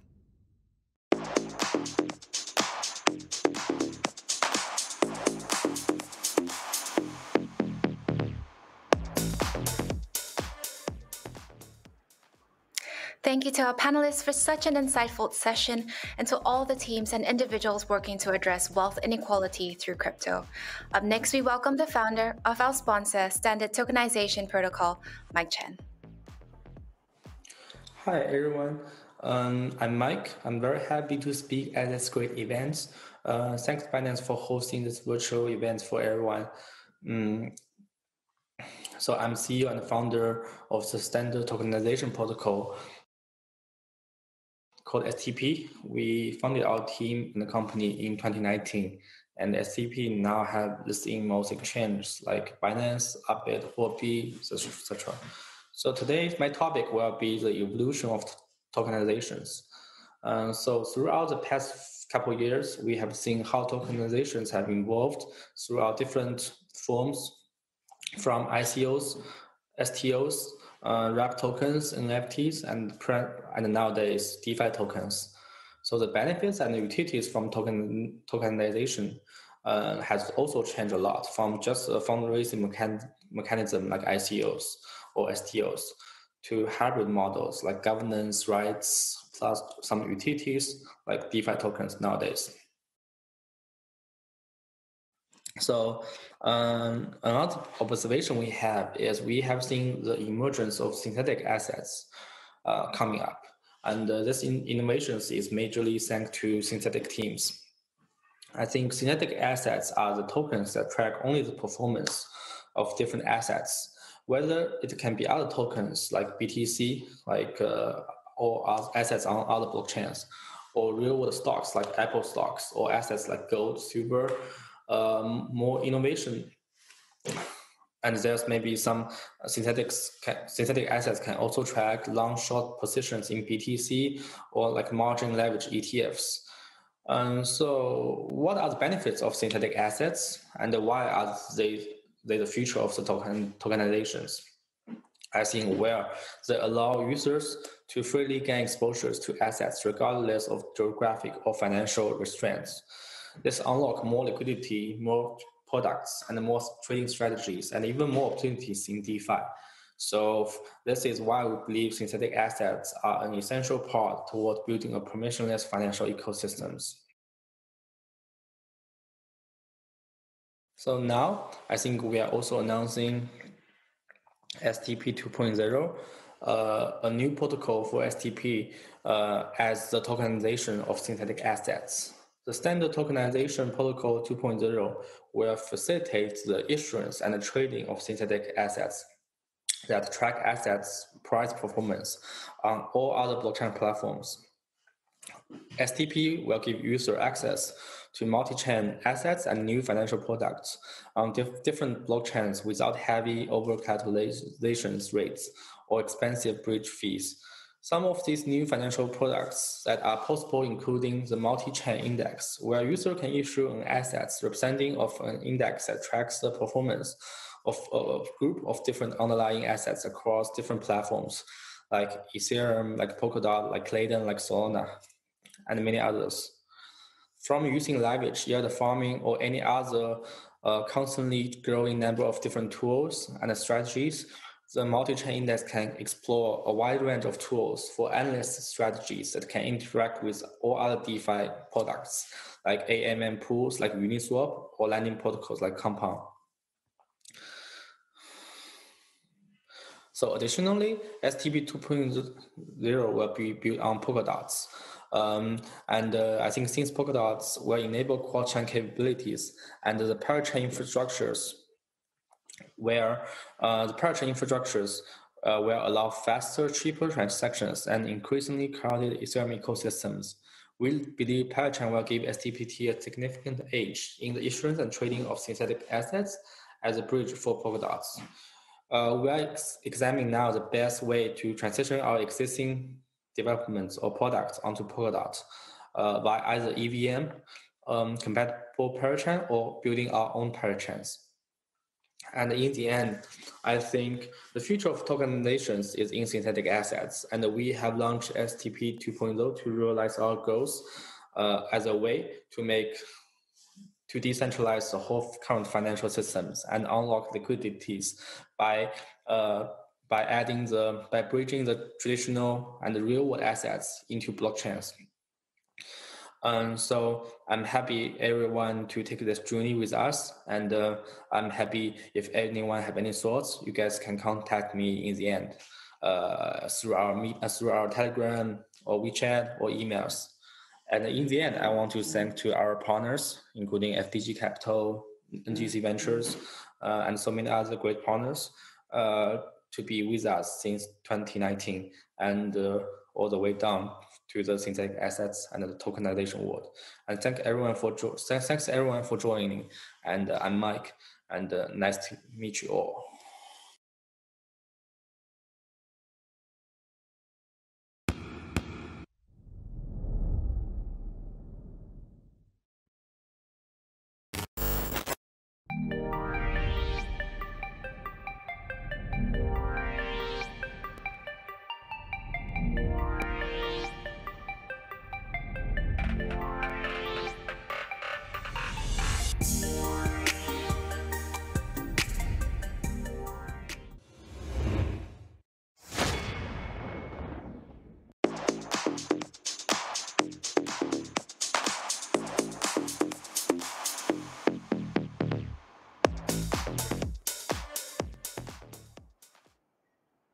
Thanks, Mike, and hi, everyone. I'll be joining Lindy for the rest of today's event. And remember, if you want to learn more about Standard Tokenization Protocol, head over to www.stp.network. Great to have you with me, Brenton. All right. In addition to increasing financial participation, blockchain technology is also changing the way we give to the causes we care about. Up next, we have a special keynote presentation from Mercy Corps, who worked with Binance Charity Foundation to help refugees in Uganda connect to the financial system with a Humanity First token airdrop. Hello, everybody. My name is Rick Shreves. I'm the Director of Emerging Technology for Mercy Corps. I'm here today with my coworker Alpin Sheth, who will be joining us after I do this initial presentation about some of the exciting work that we did in partnership with the Blockchain Charity Foundation. For those of you who aren't familiar with Mercy Corps, we're one of the world's largest humanitarian aid agencies with over 5,000 people employed in over 40 countries around the world. We do a lot of work related to economic development and financial inclusion, and it's in that regard that we found a fruitful partnership together with Binance and with the Blockchain Charity Foundation. I'm going to start this presentation today by giving you a bit of information about how we engaged with BCF and about the program that we decided to do together in Uganda. Then I'm going to hand it over to Alpin, who's going to talk about the future of these technologies and why we're excited about their potential. Mercy Corps and BCF first started to have conversations in late 2018. We were really talking about, what could we do together? How do our values align? Is there a place in the world where it would make sense for us to partner on a program? And finally, in the spring of 2019, we entered into an MOU and began to think about designing a program specific for Africa. Uganda was the country that we chose for the pilot, and across that summer, we worked on coming up with the architecture for that pilot and a design for the program itself. We then went forward and executed the field trial successfully in the fall of 2019, from September to December of that year. Now let's talk about the details of the field trial. What exactly was it that we did? Well, our theory was this. We felt that using a digital token, operating as a voucher, that we could use that in the field and that we could improve transparency and we could realize cost savings. So, while we've always been sort of interested in digital currencies and in blockchain, it's never been really appropriate to actually give these program participants, who are oftentimes vulnerable, a currency that's subject to a great deal of volatility. So we tended to focus on how tokens could be used as a voucher, or how stable coins could be used. In this particular trial, we focused on the voucher approach. Now, what was the venue that we chose for this field trial? We selected refugee populations, primarily South Sudanese refugees, living in the Bidi settlement in northern Uganda. This was a population that Mercy Corps was already familiar with. We have a large operation in Uganda. We have people based in the Bidi region, and we do quite a bit of livelihood work in that area. So we knew the population. We knew what the infrastructure was like in terms of connectivity and electricity. We knew what the propensity was for having phones that could use digital wallets, etc. So it was a place that made sense for us as an aid agency. Moreover, for Binance, Binance had recently opened the Binance Uganda exchange, so it made a great place for us both to work and see if we could actually run this trial together. So what did we design? Well, here was the idea. We thought we would take a stable coin, which really is a tier 2 token when you get down to it, that was pegged against fiat. In this case, the fiat currency is the Ugandan shilling. So we created this coin, which we called the Humanity First token, and it was pegged in a 1-to-1 relationship against the Ugandan shilling. So 25 Ugandan shillings would be equal to 25 Humanity tokens. We then set out to identify a group of vendors who would be willing to establish exchange accounts on the Binance Uganda exchange, and were also willing to accept the tokens from our program participants. Then, of course, we had to identify suitable program participants. And what I mean here is these are people who've already qualified for direct cash assistance. There's some amount of KYC in place, and they also have the devices and the ability to use those devices. We then conducted training of both of those populations, both the vendors and the program participants, teaching them how to use a digital wallet, how to manage safely and custody their own coins, how to deal with password recovery phrases, all the nuts and bolts that go into this. And that took a bit of doing, but was completely manageable at the end of the day. Then once all of this was in place, we transferred the Humanity First tokens to the program participants. The participants then got together with the vendors and interacted with the vendors and made their purchases, and then the vendors cashed out via the Binance Uganda exchange. So for anyone out there that's familiar with cash and voucher assistance programming in the humanitarian world, it was essentially what we would call a closed-loop voucher program. So none of this was something where people had to worry about off-ramps into the local fiat currency. The only people that needed to worry about that were the vendors, and of course they could do that through the Binance Uganda exchange. This was also not set up as a system that encouraged peer-to-peer transfers, so it was very limited in terms of the methodology that was employed, primarily because we were trying to troubleshoot some really basic stuff, right? Can we teach this population to use these devices safely, to use this technology safely? It's not so much the devices. And of course, is it something that's practical in the field? And there was a lot of discussion within the agency about whether this actually would be something practical that would be worth repeating. Now, the challenges that we found were multiple, and there's no surprise here. The very first thing that was constantly an issue was the quality of the program participants' phones. The wallet that was employed in this case was the Trust wallet, which Binance has an interest in. And the Trust wallet, while a perfectly adequate piece of gear, doesn't always work real well with older model phones. It does require a bit more of a current operating system. It also has a fairly large footprint. And so for a lot of people in these really low-end smartphones, that meant they had to delete things, and that was a struggle for them. Then, of course, you always had people with cracked screens, and sometimes this would make it hard to use the app. Other times we had problems with cameras. The cameras didn't want to pick up the QR codes. So there were various issues relating to the sort of marginal technology, phone technology, that one really shouldn't be expected to find in a refugee camp. But this was all manageable at the end of the day. We did have some issues with people losing their wallets or deleting their wallets, losing the phone, not having custody of the phone, these sort of things. But at the end of the day, those were all worked out. Digital literacy was also an issue here. The training really filled this gap for most people, but still, again, like I said a second ago, we did have situations where people actually deleted the wallet and such, and so, recovery was something we had to do a bit of hand-holding around. It wasn't a major barrier, but, were we to execute a program like this again in the future, these are, of course, things that we're going to take into account and try to plan better for. We know that these are foreseeable problems. The next issue that we experienced was just the level of effort that was involved in setting up the exchange accounts for the vendors.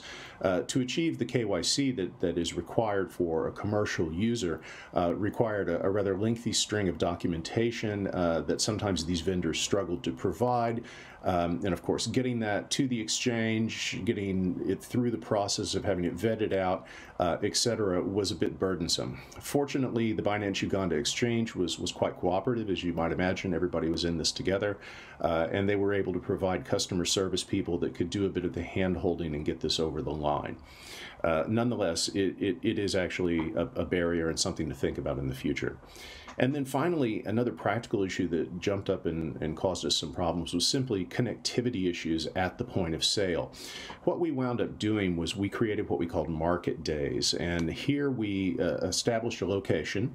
We have what we call innovation hubs that we've created inside of the BDBD settlement, where we provide education and training, and we provide Wi-Fi connectivity. So we would set up vendor days at one of these or innovation hubs, and we would bring together the vendors and the various program participants, and then they can conduct their transactions in that semi-controlled environment. Well, that idea is fine, but nonetheless, this is a fairly rough area where infrastructure can at times be problematic, and it did cause us sporadic difficulties with executing transfers at the time of sale. It just simply meant that some things took longer to get done. It wasn't that things became impossible or never accomplished. It just simply required a bit more effort. Now, in case you're wondering, how did it all go? Well, there were some really solid conclusions and some great lessons learned from this entire exercise. First, we found as an agency that the use of blockchain, having a blockchain that recorded all of the transactions, eased significantly for us the burden of reconciliation. So there was never a question of, did the vendor actually receive the funds, right? Never a question of, did the program participant actually receive the funds? How much did they receive, etc. So those sort of reconciliation issues, which in the past would require obtaining all of the receipts and going through the manual process of going through, of matching up all the transactions with the receipt data, we saved a ton of time on that. And that was very much appreciated by our people in the field and the finance teams. Second, and very closely related, we found that having that auditable blockchain data trail would facilitate program audit. And on a small trial like this one, and this was relatively small in Mercy Corps terms, Audit's not a big issue, but on larger trials, particularly with institutional donors, audit can be extremely time-consuming and very expensive, and it's something that we have to do. It really isn't optional. So having an auditable data trail that is immutable and transparent, and the information is available in near real time, it makes audit in all of its forms much easier, whether it's a spot audit, whether it's a check for compliance to see if there's fraud, etc. So these things were all very encouraging and things that really make us want to look at this technology further in the future. Another lesson that we learned in light of what I was saying about how the market days went is we need to backstop connectivity for these sort of things in the future, providing supplemental connectivity, alternative ways to conduct transactions, maybe even looking at a different wallet that allows us to interact through USSD instead of purely a smartphone dependency. Similarly, we need to employ wallets that support the widest possible range of devices. And I mean by this, not only things that support older operating systems, but things that have a smaller footprint in terms of memory usage and, the space requirements on the phone, if you will. Similarly, things that function well with low-end phones, and because we sometimes deal with illiterate populations, things that are icon-driven as opposed to requiring on the ability to read and have localized interfaces. Next, we initially used QR codes for all the transactions in the fields. That went fairly well, but again, we had phones with camera problems and things like this. We wound up resorting to actually sending, the numerical string, the proper address, via SMS to those people. So we just need to make sure that we're planned and prepared for that. It was easy to figure out and easy to do, but first time around, it's always a bit of a surprise for the people on the ground actually helping out with these things. Next point is that the modality, and by this I mean using a digital currency and a digital wallet, was actually really well received by the vendors. The vendors felt that it decreased massively the amount of paperwork that was associated with doing individual transactions for them, and it also meant that they could aggregate their funds and cash out whenever they wanted via the exchange, and it gave them a way that they could control the fees that were associated with withdrawing cash in a way that they could regulate their cash flow. It also meant that the wallets themselves could be governed separately from the exchange account, which provided them with the sort of financial scrutiny and governance that they need. And then the last point is that we found that the savings, both in time and in fees, is attractive and is also going to be a motivating factor for us going forward. So, how about impact numbers here? Did we do some good? Well, hopefully we did. We provided support for 366 households from September through December of 2019. Those 366 households comprise a total of 2,200 individuals. During that period, we delivered over $40,000 in direct assistance, and the program participants used that money to purchase solar power products, simple agricultural tools, and basic food items. So we feel that the program was a success, that it did help build resilience in the community, and that it gave us some valuable lessons learned about how to employ this technology in the field and how to use it effectively in the future. Now, I'm going to wrap up right here, and then I'm going to hand it over to Alpen Sheth, who's going to talk to you about the future, why we're excited about this tech going forward, and what we might have in the plans for the future. So thank you very much for attending. I very much want to thank Binance and BCF for all they've done with us over time and for inviting us to participate in the Binance Blockchain Week. Bye-bye, everybody. Thank you, Rick. And I want to thank all the organizers of Binance Blockchain Week for all the great speakers and presentations, and we're excited to be a part of the event this year. My name is Alpen Sheth, and I'm Senior Technologist at Mercy Corps Ventures. Mercy Corps Ventures is basically our impact fund, and we invest in new solutions that are solving some of the biggest challenges in really challenging markets. And when we look at some of the things that Rick just mentioned, we're essentially taking a lot of what we've learned from work with Binance and some of our other partners towards a broader initiative that we're calling FinX, that aims to actually reimagine the financial system with the world's most vulnerable at the center of its design. I want to share a bit more about our thinking and some of the examples of what we started to see.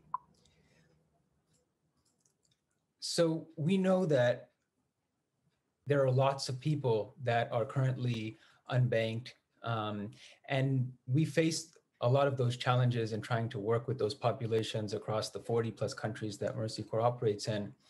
But for us, the unbanked is actually too broad a category, and it needs to be broken down. It's actually small farmers in really remote areas. It's people living in informal settlements, refugees fleeing conflict zones, informal workers, and micro entrepreneurs. And what we realize in working with them is that they don't really fit into an existing financial system box.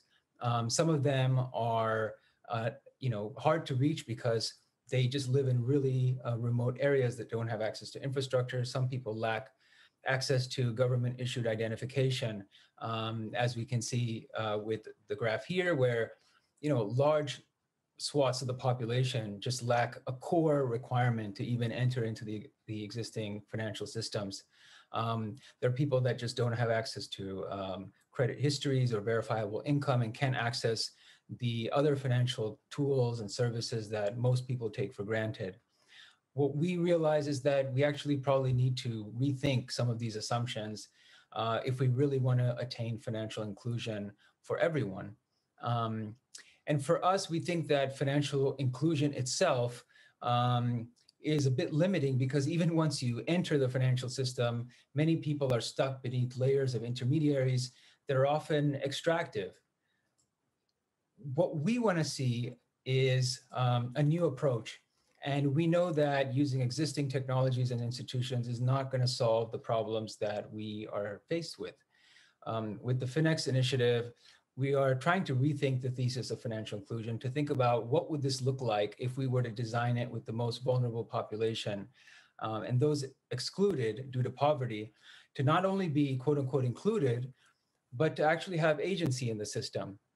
Something that we are really excited about is how technologies like cryptocurrency in different forms and different kinds of solutions can actually allow people and economies to determine what financial functions they really need and the tools to build that rather than having to plug into a default system. And that's why we think that decentralized technologies and even things that don't look like crypto but may be based on what we call crypto DNA have such a strong momentum right now and so much of an interest among people, broadly speaking, in a lot of the places that we work. What we also are seeing is that there's not enough evidence and measurement and understanding around what these technologies are going to do, both from a positive and from a potential risk standpoint. We know that these technologies haven't been around long enough. So we don't really even have cases that are large scale enough in the populations that we're talking about to understand their real world impacts on the status quo. And we are deeply aware that there's substantial risk to the world's most vulnerable if their needs are not taken into consideration as these technologies are being designed and deployed. We're seeing that even within organizations like Mercy Corps, World Food Program, and others that are trying to use these technologies in innovative ways, we're also very cognizant about not, quote unquote, experimenting haphazardly on populations that are really living in fragile and vulnerable situations. But we know that doing things in a way that's responsible will also help us design solutions that actually make sense and that can have a massive transformative impact on people's lives. So what we are doing is essentially trying to work with a broad range of partners to test new solutions and actually measure the actual impact of these solutions on the ground so that we can determine what will scale and which ones may need more improvement. We do a variety of things, including providing capital to startup companies that are working on solutions that impact the most vulnerable, but we're also designing different kinds of pilots and tests to measure what happens in smaller groups and understand how we can improve those technologies to scale them further. We were trying to build capacity within our own teams as well to understand the potential benefits of solutions like digital wallets and other types of solutions, and are also really interested in making sure these insights are shared more broadly I wanted to just give you a few examples of some of the things that we've started to see. One of the use cases that we're trying to understand better is cross-border micropayments. We are currently testing a micropayment solution that runs on blockchain rails to make it more accessible and easy for people to earn money online. We're actually testing this with vulnerable low-income youth and using Cello's Valora wallet as a way of basically sending and receiving payments and creating cash out solutions for people in their local markets. And a lot of what we're interested in understanding is how do people, experience these technologies? What are some of the challenges? And we'll be sharing more of those results as we develop these pilots. But zooming out more generally, we're really interested in understanding how blockchain and crypto-based solutions can address the needs of people, around the world facing very similar challenges, including, the high cost of remittances, making humanitarian aid work faster and help people gain access to more services, improving insurance to help smallholder farmers recover from disasters, and other kinds of solutions. As another example of a solution or a company that we're working with is Value in the corridor between Venezuela and Colombia. I'm sure many of you are aware of it, but Venezuela is experiencing a catastrophic disaster right now in terms of social systems and economic systems, and 5.4 million people from the country have left recently, and a lot of them are living in Colombia, where Mercy Corps actually does a lot of our program on both sides in Venezuela and Colombia. But people have fled to other places as well. And we are very interested and have seen really promising results in being able to provide people with digital wallets to send money back and forth, but at a fraction of the cost because they're able to leverage blockchain. And I think when we zoom out and look at this problem more broadly, what we want to pay attention to is just that the problem of displacement and the number of refugees has surged. The population has actually doubled just in the past few decades. And it's really just the tip of the iceberg of the problems that people are facing, both when we look at climate change or we look at political conflict. People are not, they're not able to necessarily stay where they're currently at. And it's really important for us to think about how infrastructure like blockchain can be helpful to people who are on the move and need to continue to have access to basic lifelines, like an access to a bank account, and their own value, their savings, the ability to receive money over time, over space, and not have to be plugged in or locked into one set of technologies or one set of institutions that may not operate in the places that they are. I thought that Rick's overview of Mercy Corps' work helps to provide a kind of context for why this matters so much when you look at specific and very, part of the world. Up to 2 billion people essentially are underserved or outright excluded. Refugee populations are the perfect example of the problem. And it's on us as technologists and humanitarians not to reinforce the status quo, but to make economic inclusion a reality. So we are very excited about working with companies and platforms in the space of blockchain and cryptocurrency. And we're really looking forward to what we can achieve together in making a difference in the world around financial inclusion, and hope to work with anyone that is interested in moving forward in this direction.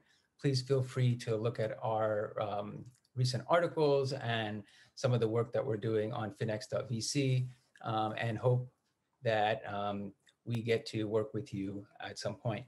Thank you. Scale is natively connected to Ethereum and the entire Ethereum ecosystem. Scale is built to power the generational leap in blockchain adoption. dApps built on Ethereum plus Scale will provide a frictionless experience along with high speed, openness, global reach, security, and privacy, all while staying truly decentralized.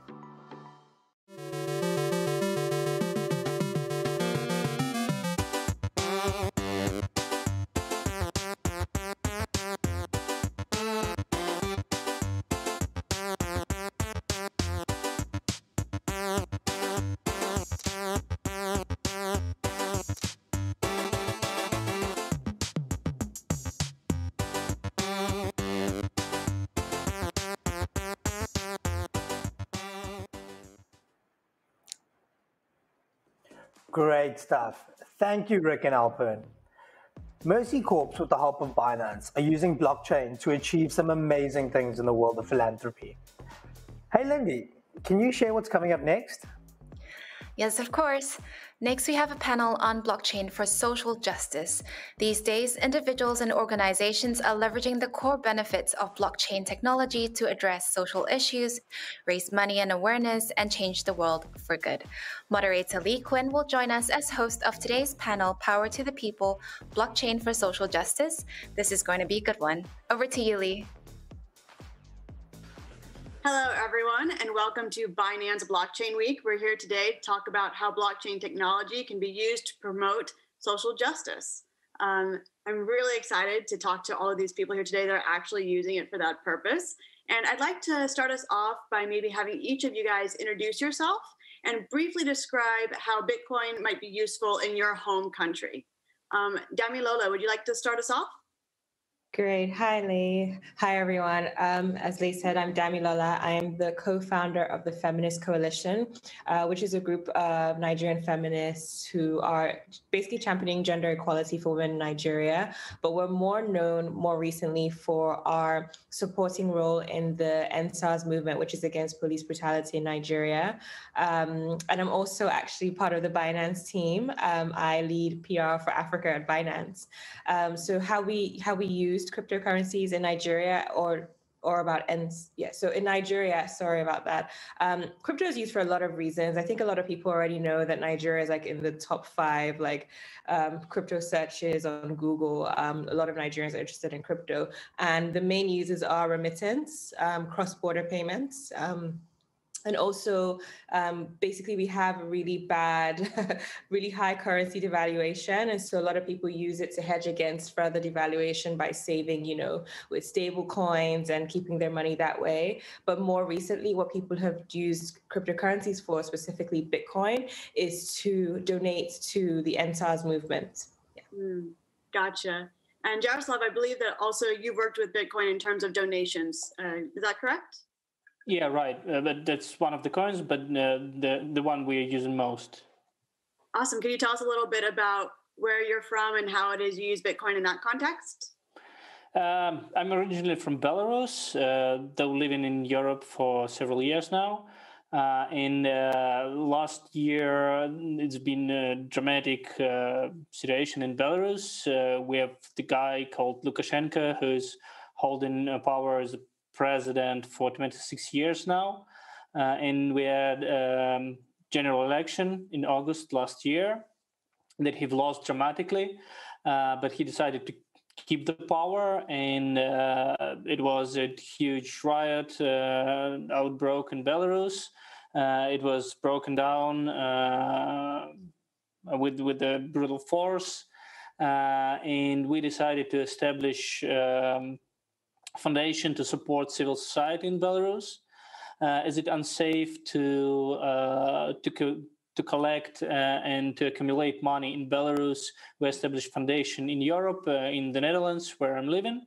And then we had a problem how to transfer money to Belarus.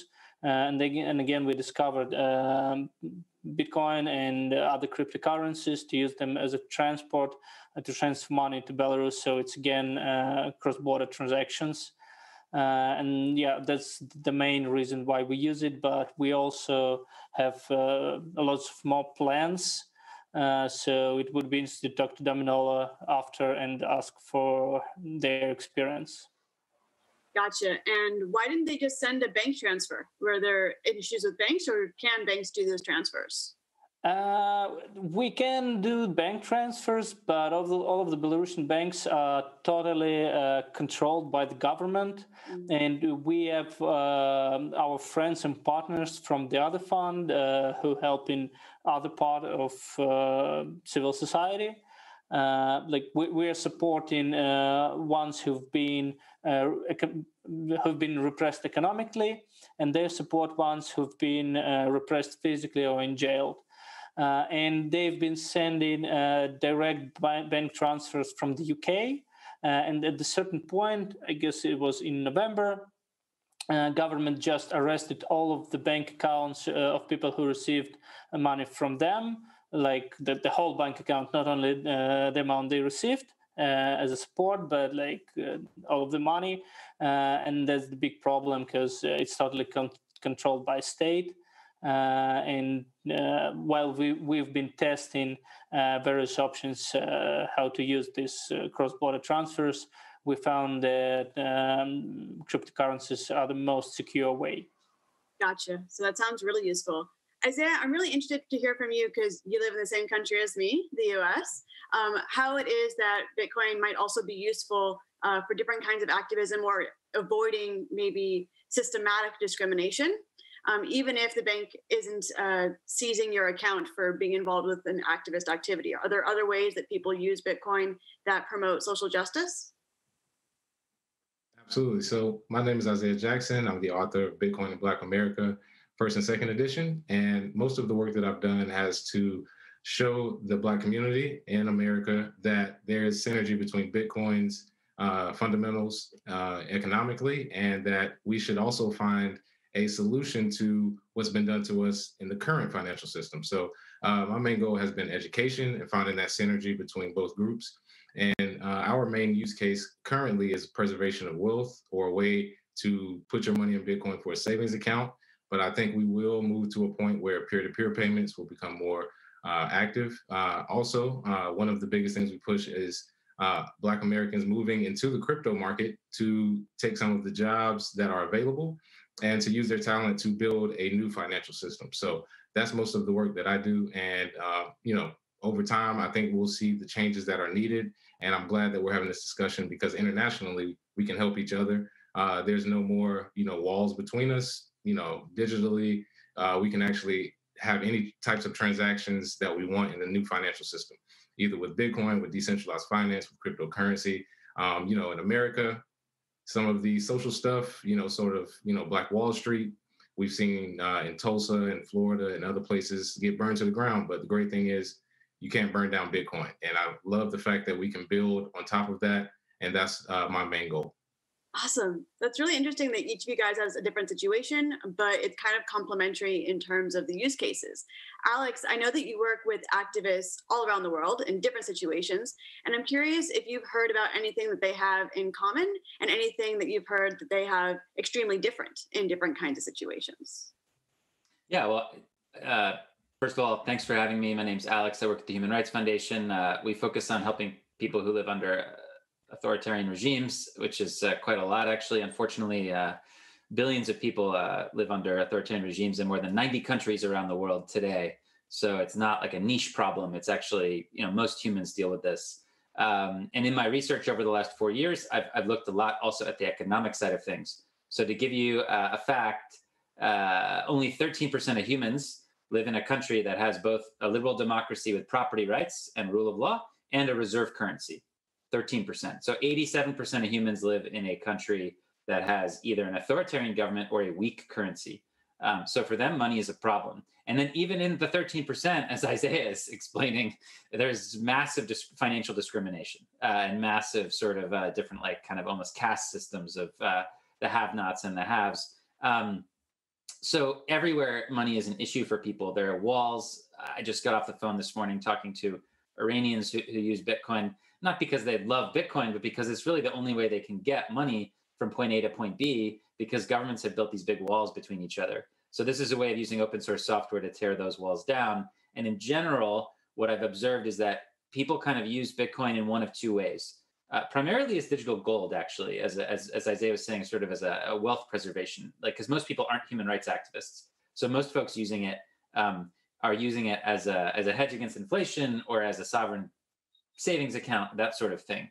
But the second way is as digital cash, right? Is this borderless, censorship-resistant digital cash that can be used to transmit value from point A to point B without repression. So it's really interesting to see people use Bitcoin for both reasons. And we're only seeing that kind of grow more and more and more around the world. Yeah, it's really inspiring. Damilola, I don't recall if you explained a little bit. Did you guys also have issues with bank transfers in Nigeria for different activists? Yes, actually. So really, when we first started raising funds to support the EndSARS movement, and our funds are predominantly used for, medical aid, legal aid, food, masks, and all of that. We had a bank account, a Nigerian bank account, that we put out for people to donate to, and a few days in, our bank account was suspended. I think that's a similar issue as you were having in Belarus, I think. And, it was shocking for us. I mean, we had another payment platform that we were using that just never came back up. And then, funny enough, I actually know Alex a little bit through this. We decided to eventually use a BTC Pay server. Alex is wearing, he's wearing the hat, mainly because other people who were supporting the movement, other young activists who were raising funds, had their accounts, frozen or whatever. And to protect people, we decided to use the BTC Pay server because obviously it's resistant. So yeah, that's kind of was our experience as well. There was an issue with the bank accounts.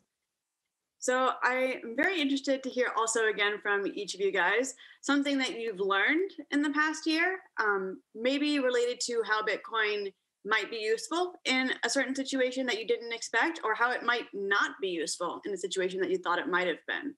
Yaroslav, is there something that you learned this past year that you'd like to share with us?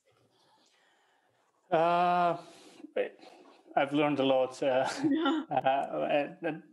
I'm a software engineer and entrepreneur myself, but I've been a crypto skepticist till last summer. I'm involved in AI research and development, so that's my cup of tea. But I've been thinking about cryptocurrencies that some kids are playing around. But when we made a huge problem with cross-border transfers, it appeared to be the only way to do it. And then we discovered that it's actually a good tool to build your own independent economy that's not controlled by the state, and we start moving in this direction. Gotcha. So what you learned is that not only is it good for getting that value into the country, but actually on the ground can be useful as well. Yeah, exactly. But we're thinking about the Bitcoin is just one of the instruments. So we've been using other currencies along the way, and we are thinking about building our own national coin to start our own economy.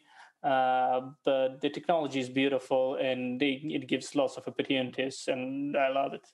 Oh my gosh, I want to return to that in just a minute, because that's a really interesting idea, this idea of using other crypto tools as well.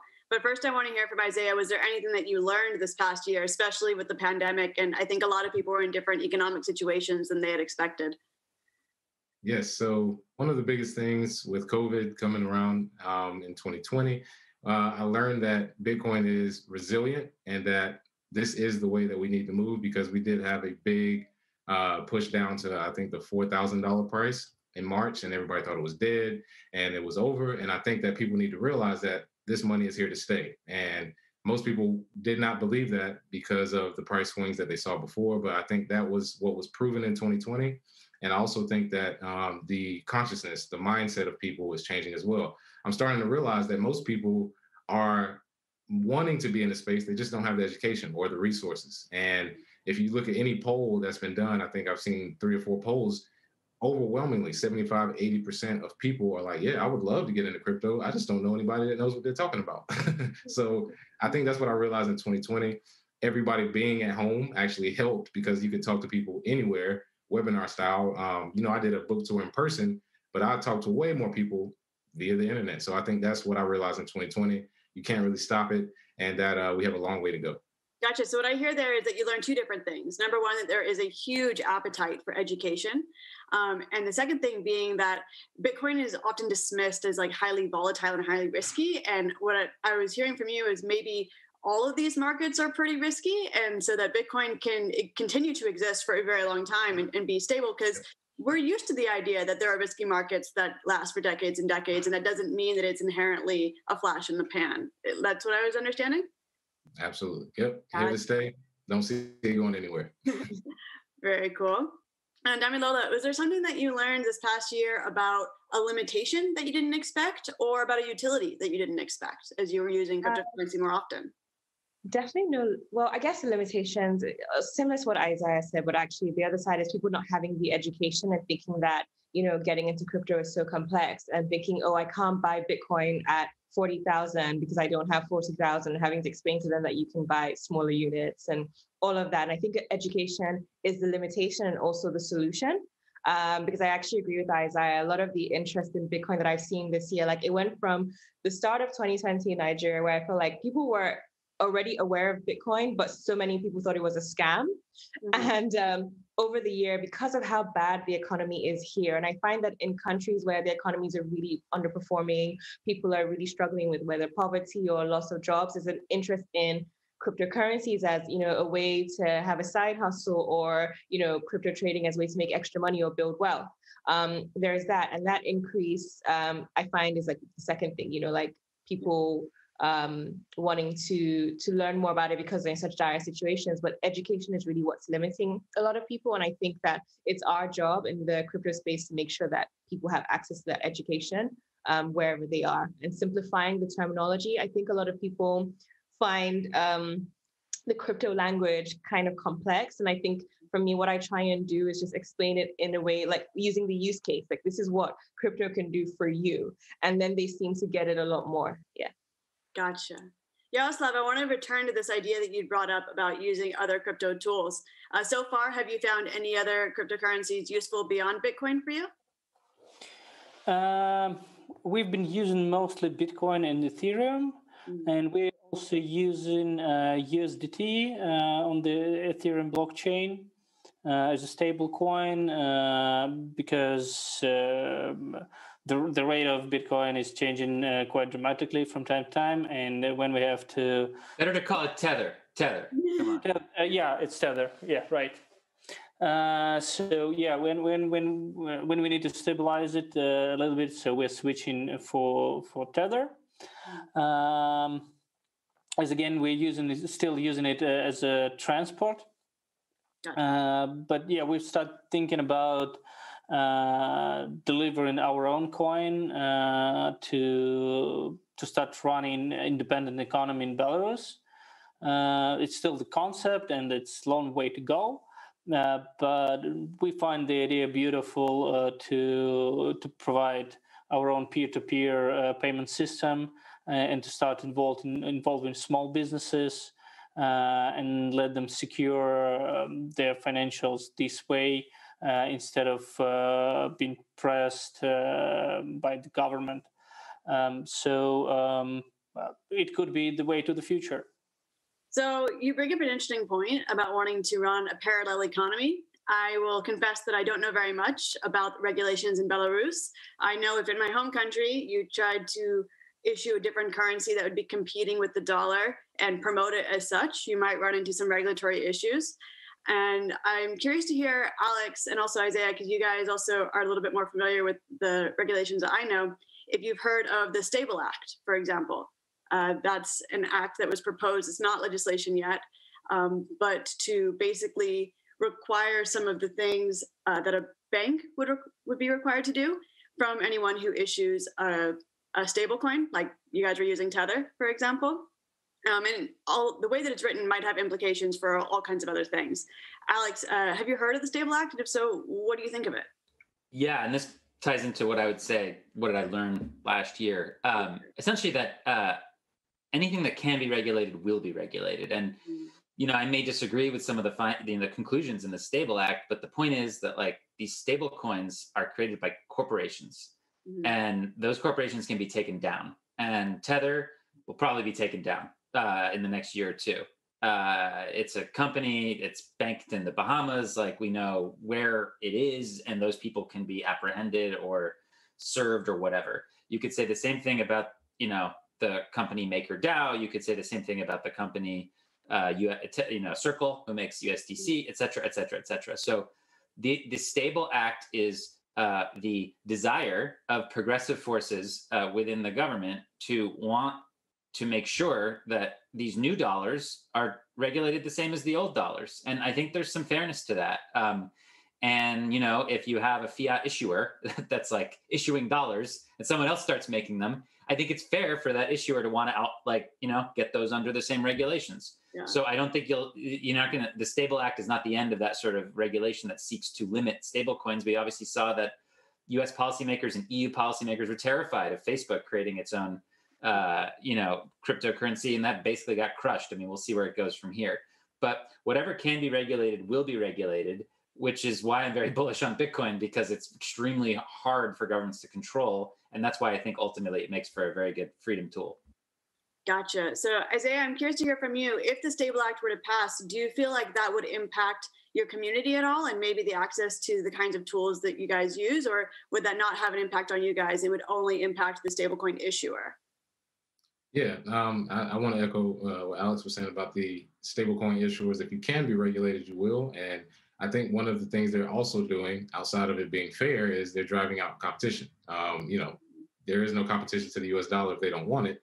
So if there is a stablecoin like Tether or some of the other ones, they could get them out of here. But long term, the reason why I'm so adamant about Bitcoin is for the reason that the regulation side of it does not really matter, because they're starting to join us. It's sort of funny because when I first started, it wasn't that way, but they're starting to realize they can't stop it. So we'll join it. We'll have the on-ramps. We'll charge fees for this.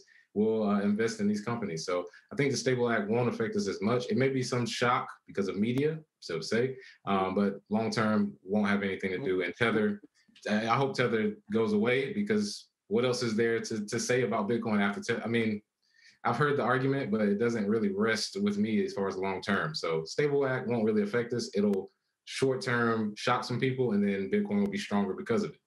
Gotcha. So I'm hearing that you guys are really not concerned. So Alex, I know that on crypto Twitter, there was some concern about the way that it was written, that it might include things like Ethereum nodes or a Bitcoin node. Do you think that those kinds of things won't be regulated in the same way that stablecoin issuers will be? Yeah, so that's a separate issue. I was referring mainly to the general idea of like lawmakers wanting to restrict dollar-denominated, assets, which I think they will want to do. I mean, it'd be naive to think they won't want to do that, and when they can, they will. I think they'll find a way. That issue is different.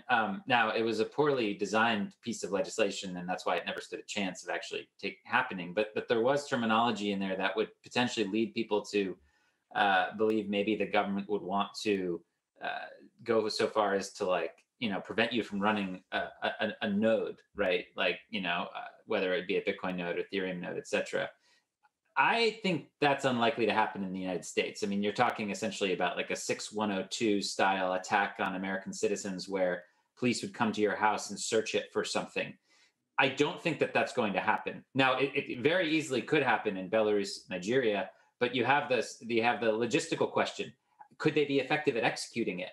And I, again, I'm a little skeptical. So I think ultimately what governments are going to realize is that it's probably easier for them to get in on this thing and try to make money off of it than try to shut it down, which is kind of what we've seen, right? Like the two biggest governments in the world, China and India, both passed legislation to try to restrict their citizens from using Bitcoin. And they basically had to back down from it in different ways, meaning the Indian Supreme Court overruled the administration's laws on restricting citizens' ability to exchange local currency for Bitcoin. And in China, after a brief, worrying period in 2017, now there's just like big exchanges like Huobi that service Chinese customers that do this. And, I don't know, I'm pretty skeptical of the idea that governments are going to come in and shut everything down, just because evidence has shown that it's very difficult for them to do that. I think that's a great point. So now I have my last question for everybody in the panel, and it's, if there are people at home who genuinely believe in the empowering potential of cryptocurrency, especially Bitcoin, what would you recommend that they do? Like you've mentioned participating by running a node in the network is one thing that people can do. We've mentioned donations to different causes, one thing that can do. Damilola, what would you recommend to someone who's at home and thinking, I want to be a part of the uplifting use of Bitcoin? Like, where should they start?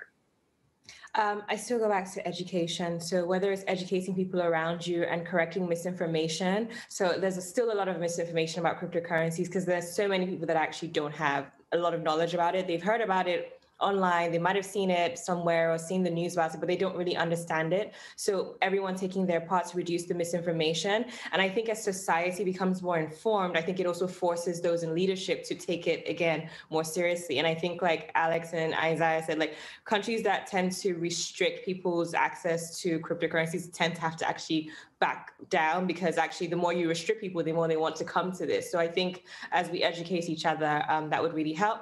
The second thing would to actually get into the industry. So whether you are building your wealth through cryptocurrencies and Bitcoin, or whether it's like working in the industry, whatever way you can support the industry, I think it's really important for its growth. Awesome. Yaroslav, do you have any actionable steps that you recommend for people who want to be involved in the uplifting and empowering potential of Bitcoin? Yeah, probably the only advice I have is just start using it. Maybe with small steps, with small amounts, but like try to solve your own problems using this tool. If it works for you, then grow it. If it doesn't work for you, then just switch to another. But you can never learn before you start using it. I love this, try and solve your problems with using this tool. I think that's a nice slogan. Yeah, I like that too. Isaiah, is there anything you wanted to add to that? I would say make sure you teach your kids, because that's one thing I think will create this sort of momentum, generational wealth. Make sure you share with your kids along those lines. Make sure you show them how to access your private keys. Make sure they know how to get into your wallets, because I think long term, for this to work, a lot of people do not want to lose that to the next generation, because technically none of us really own Bitcoin. We're just saving it for the next generation. So make sure you're teaching them, make sure the younger people get it, because some 15-year-old's going to eat our lunch someday. So we just might as well pass it off to them and make sure they have the information. Gotcha. That makes a ton of sense. Yeah. Alex, is there anything that you wanted to add in terms of actionable steps that people can do from home?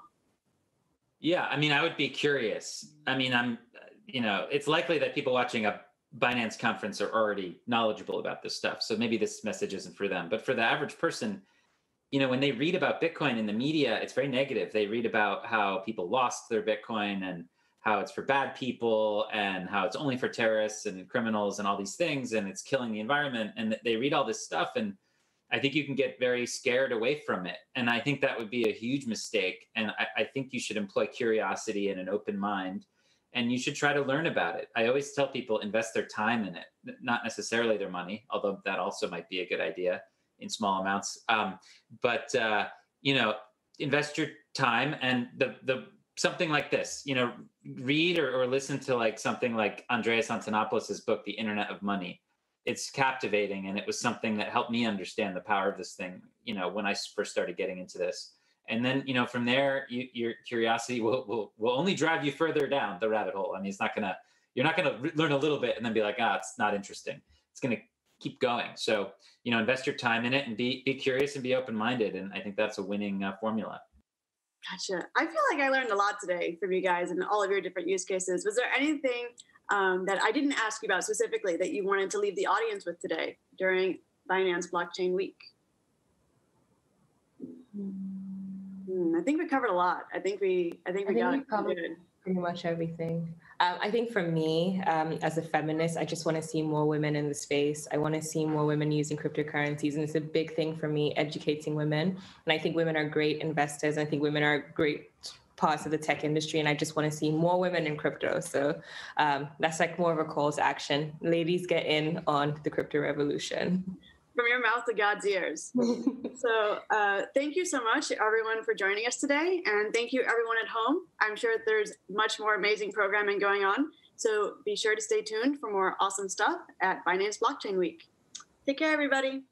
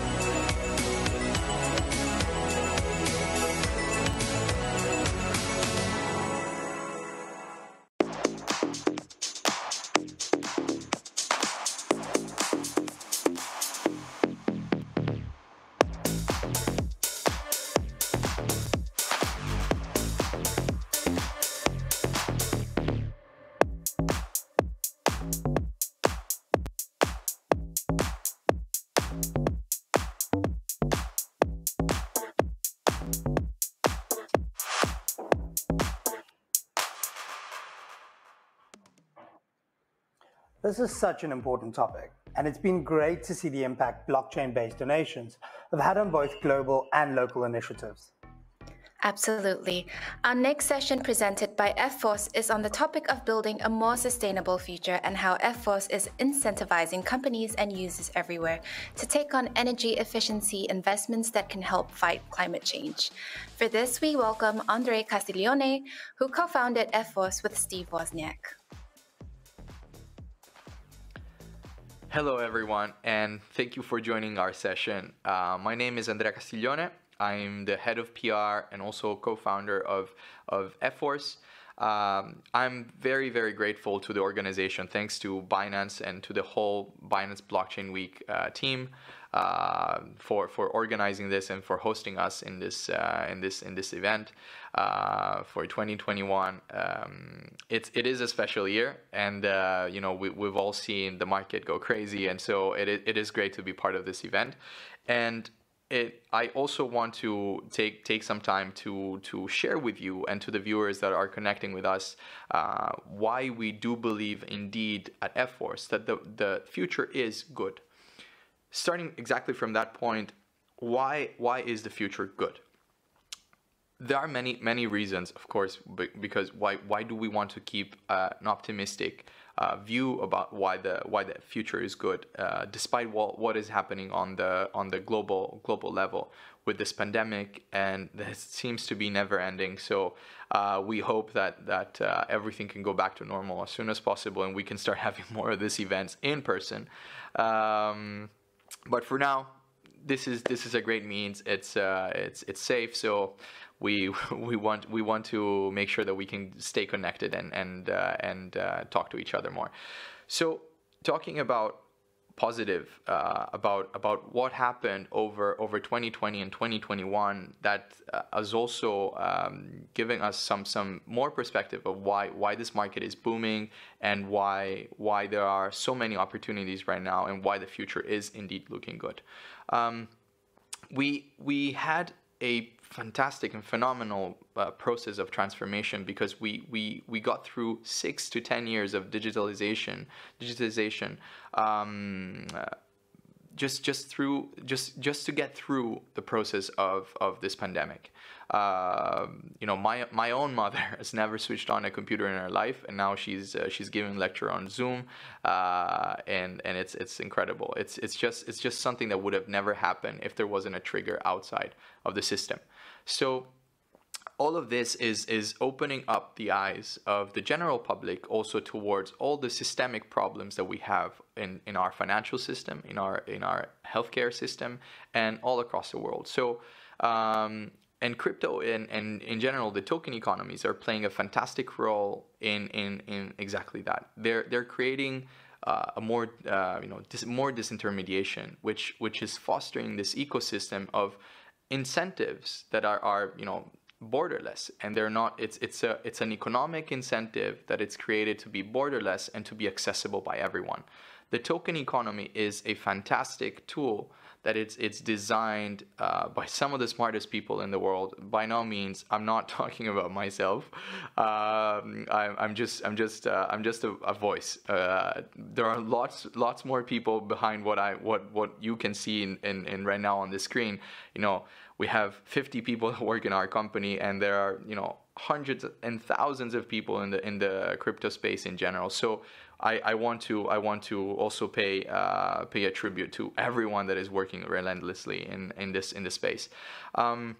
So it is a fantastic moment because we're creating more and more opportunities to give people the opportunity to sorry for repeating opportunity twice, but we're giving people more and more opportunities to get into this space and to see beyond what their government or what their central bank are telling them, and what they can do. So we want to break barriers, and all the people that are watching this, all the people that are participating in this, they are here because they're disruptors, they're builders, they're here to disrupt and to break barriers and to allow everyone to participate in this new economy and thriving economy. And it's so exciting to see what is all happening. All of this transformation is fantastic. It's great. So talking about what Efforce does, I don't know how many people watching this already know about Efforce, and some may think, okay, this is the nth token energy project or whatever. This is very different from what we do, for several reasons. Reason number one is because we're coming from 11 years of history. We've been doing this, especially my partners. They are the energy expert, especially Jacopo Visetti, who's the core shareholder and founder, together with Jacopo Vanetti, who's the CTO.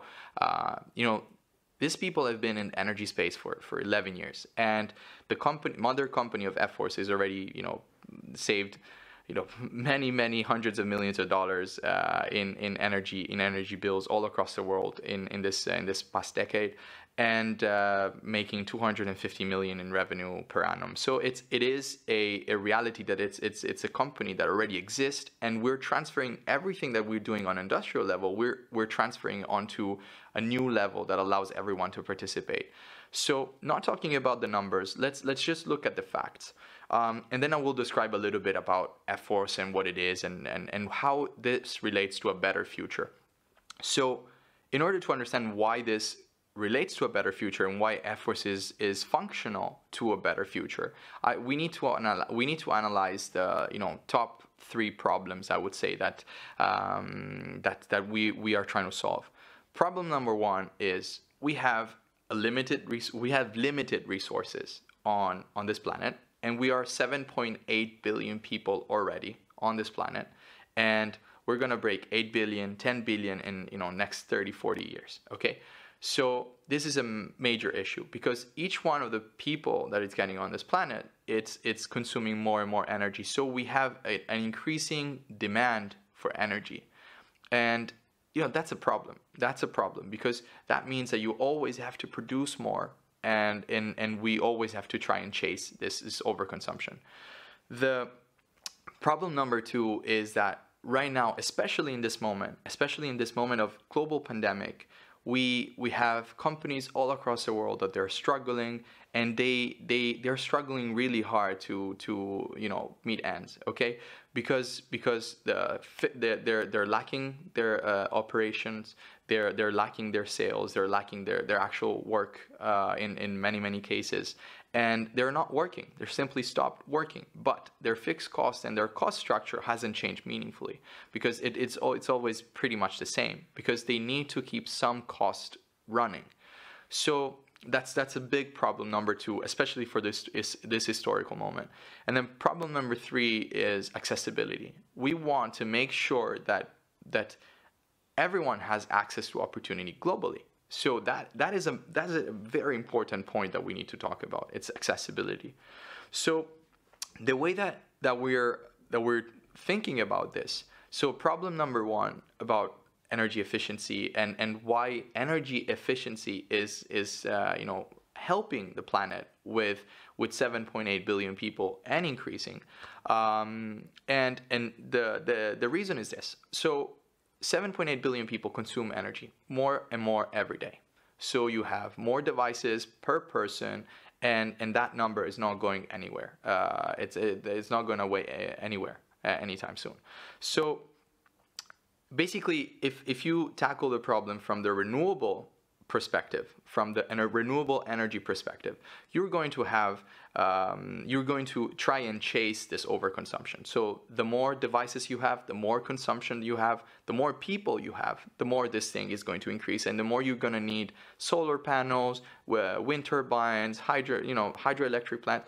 These are great solutions for the short term, but they're not sustainable in the long term. So on the other side of the spectrum, what you need to do, you need to look at what we call efficiency, energy efficiency, which literally means taking a system, breaking it down in smaller pieces, and understanding how you can improve each single block in each single piece with technological improvements and structural changes that allow you to allow that system to function better and with lower consumption of energy. So if you were consuming 100 after the renovation, you're consuming 50 by structure, because, for example, a simple example that I always use, and it's very relatable for people, it's light bulbs.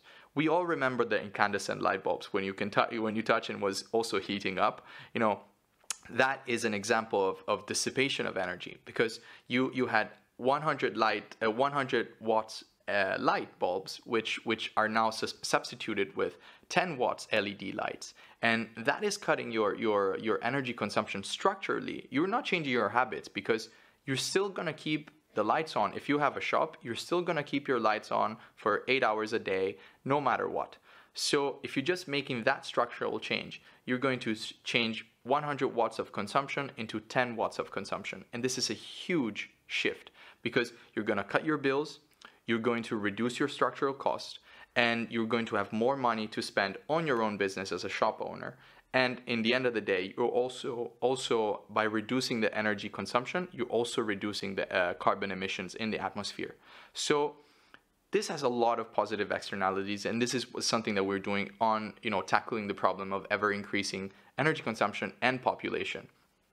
The other thing that I also mentioned is the issue number 2. I already kind of talked about it in the previous part. So helping businesses which are struggling today. If you're consuming $100,000 per month in electricity bills as a shopping mall or something, and structurally you make some changes. So after an engineering work, you can spend $50,000.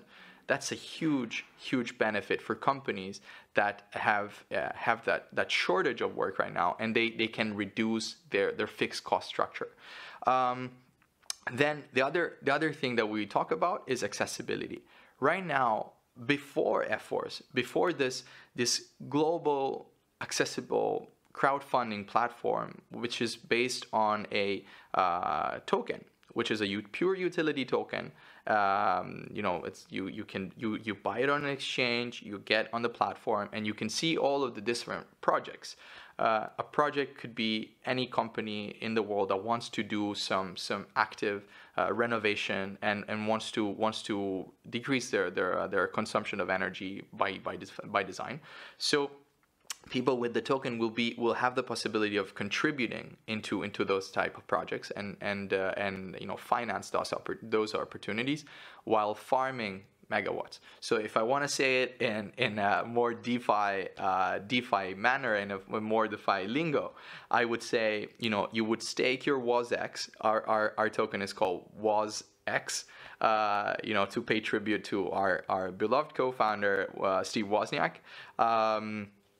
and you stake was X to farm megawatts of energy. So you're basically going to get in reward. You're going to be rewarded with future megawatts and active, megawatts of energy that you actually saving in the physical world. So for the first time, you're going to see tokenized negative energy. So if you were consuming 100 and now you're consuming 50, you have minus 50 kilowatts or megawatts that are now tokenized. That is, it's a beautiful concept. That it's in some ways it's going to be distributed to the people that are on our platform in a way of an internal credit, and with that internal credit, you'll be able to use it inside the ecosystem to offset your bills.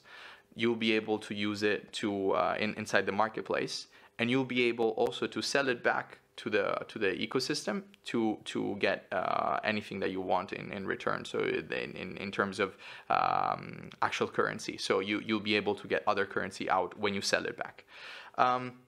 So the ecosystem is it's got the whole full round trip. And we are very excited to share this opportunity and share this journey. And so energy efficiency is something that we want to educate on. We want to educate on, and this opportunities like this to talk about tens of thousands, hundreds of thousands of people about something that not many people actually think and realize. I personally did not know about the concept of energy efficiency before I joined the team, very early on with this idea, in this idea stage. And Jacopo opened my mind, blew my mind about this. Because saving money is actually making money, which is a brilliant concept that people need to understand. And the fact that you're saving money and you're making money and you're also reducing your impact on the planet, you're increasing your positive impact and you're decreasing the negative impact that you have on the planet and the climate change. So these are very important points that we wanted to get across, and I just wanted to share with the community. And thank you all for watching this. It's been brilliant. I really hope that you'll enjoy what we discussed. And as a call to action, I would say just follow us, follow all of our channels, because there is a lot happening in the background. I know we're kind of secretive, half secretive, but it's for the good of it. Because unfortunately, with industrial projects, you always have to have always have to be a little bit mindful about the NDAs and what's happening in the background. But we are very excited for all the things that we have in pipeline. So please make sure that you follow all of our channels. We do have Telegram. We do have a Twitter account. Go on Twitter, follow our Twitter. And on Telegram, make sure that you go to the right channel. So it's Efforce_ICO. No, we did not do an ICO. This is a longer topic. We can talk about this in the private group, but that's the official channel. And on Twitter, we are at Efforce Official. So just make sure that you follow us across our social media, and it's been great. And thank you so much for watching this. I really appreciate your time. Thank you.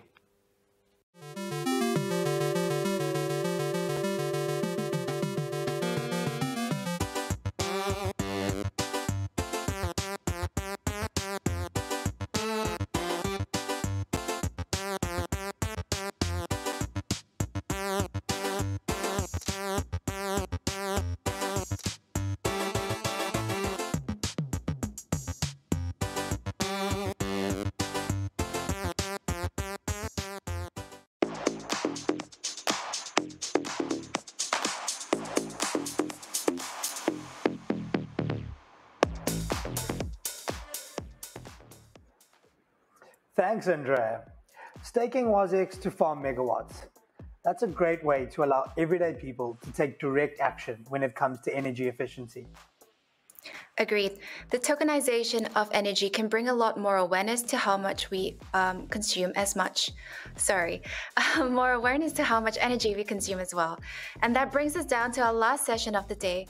This week is coming to a close, but it's not over just yet. Here to talk about tokenized assets, please welcome Ming Delay from our sponsor, DODO. Hello everyone, I'm Rida, founder and CEO of DODO. DODO is a next-generation decentralized exchange that supports highly capital-efficient on-chain liquidity, which everyone can have access to. I'm happy to be here today to talk about how DODO is going to empower 100 million people to issue tokenized assets. Here at DODO, we believe that finance is a right, not a privilege. Everyone deserves to have access to financial service and manage their wealth as they please. Through blockchain technology, we are building protocols and infrastructures to give financial liberty back to the people. This movement is a revolution for an open financial system that works for all. The starting point of this on-chain liquidity revolution is to give everyone the ability to launch their own tokens. The world of finance on the blockchain is a tokenized one, and being able to issue assets in their digital form with ease is crucial. I'm going to introduce crowd pooling, a cheap, fast, and easy way to establish token liquidity. It is an equal opportunity mechanism resistant to both, since every participant is on equal footing. For blockchain entrepreneurs, crowd pooling offers a low barrier to entry solution where they can obtain liquidity and build an efficient market in 5 minutes without a penny. Now, I will give a demo how you can start and join a crowd pooling campaign. To start a crowd pooling, the only thing you need is your project token. Here, I just issued a new token called PE. I would like to provide 1,000 PE, and 50% of it will be sold with the price 0.1 Ether. And then just click Create to start my crowd pooling. Now the crowd pooling is established. I could share it with my friends and community members. Let's go to the Join page and wait a few seconds until the crowd pooling starts. Okay, I will join the crowd pooling with 5 Ether, sign in my wallet. During this period, everyone can buy token with the same price, no fault running. Now we successfully joined, and let's skip the waiting time. Jump to the end of crowd pooling. Settle the crowd pooling. After settlement, people who joined crowd pooling could claim their PE. Okay, let's claim the token I just bought. Click it, sign in my wallet. And at secondary market, liquidity is already established with crowd pooling price. That is 0.1 Ether per PE. The whole process is easy and cheap. Everyone can learn it in 5 minutes. Thank you everyone, and just DODO it.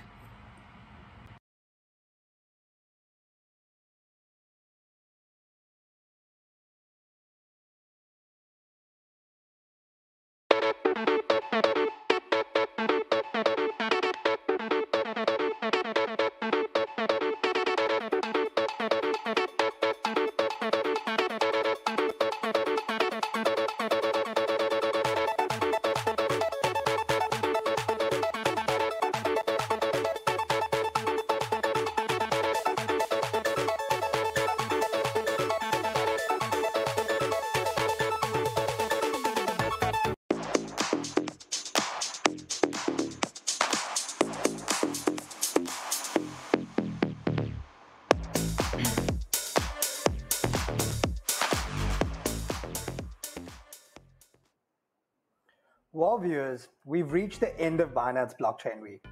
It's been an absolute blast, and we've covered so many topics across blockchain, crypto, tech, finance, and more. Thank you to everyone who participated this week. Let us know if there were any topics we missed or things you want us to cover next time. Just tweet us at Binance using the hashtag Binance Blockchain Week. If you'd like to rewatch any session from the week, head over to our YouTube channel. We'll have full recordings of each day online. Lindy, are there any last things you want to add? Well, thanks again, everybody, for watching. We'll be bringing you more online events over the coming months, so do stay tuned for more information. I also wanted to remind any developers, builders, or creatives watching now that the Binance Hackathon is live until February 21st.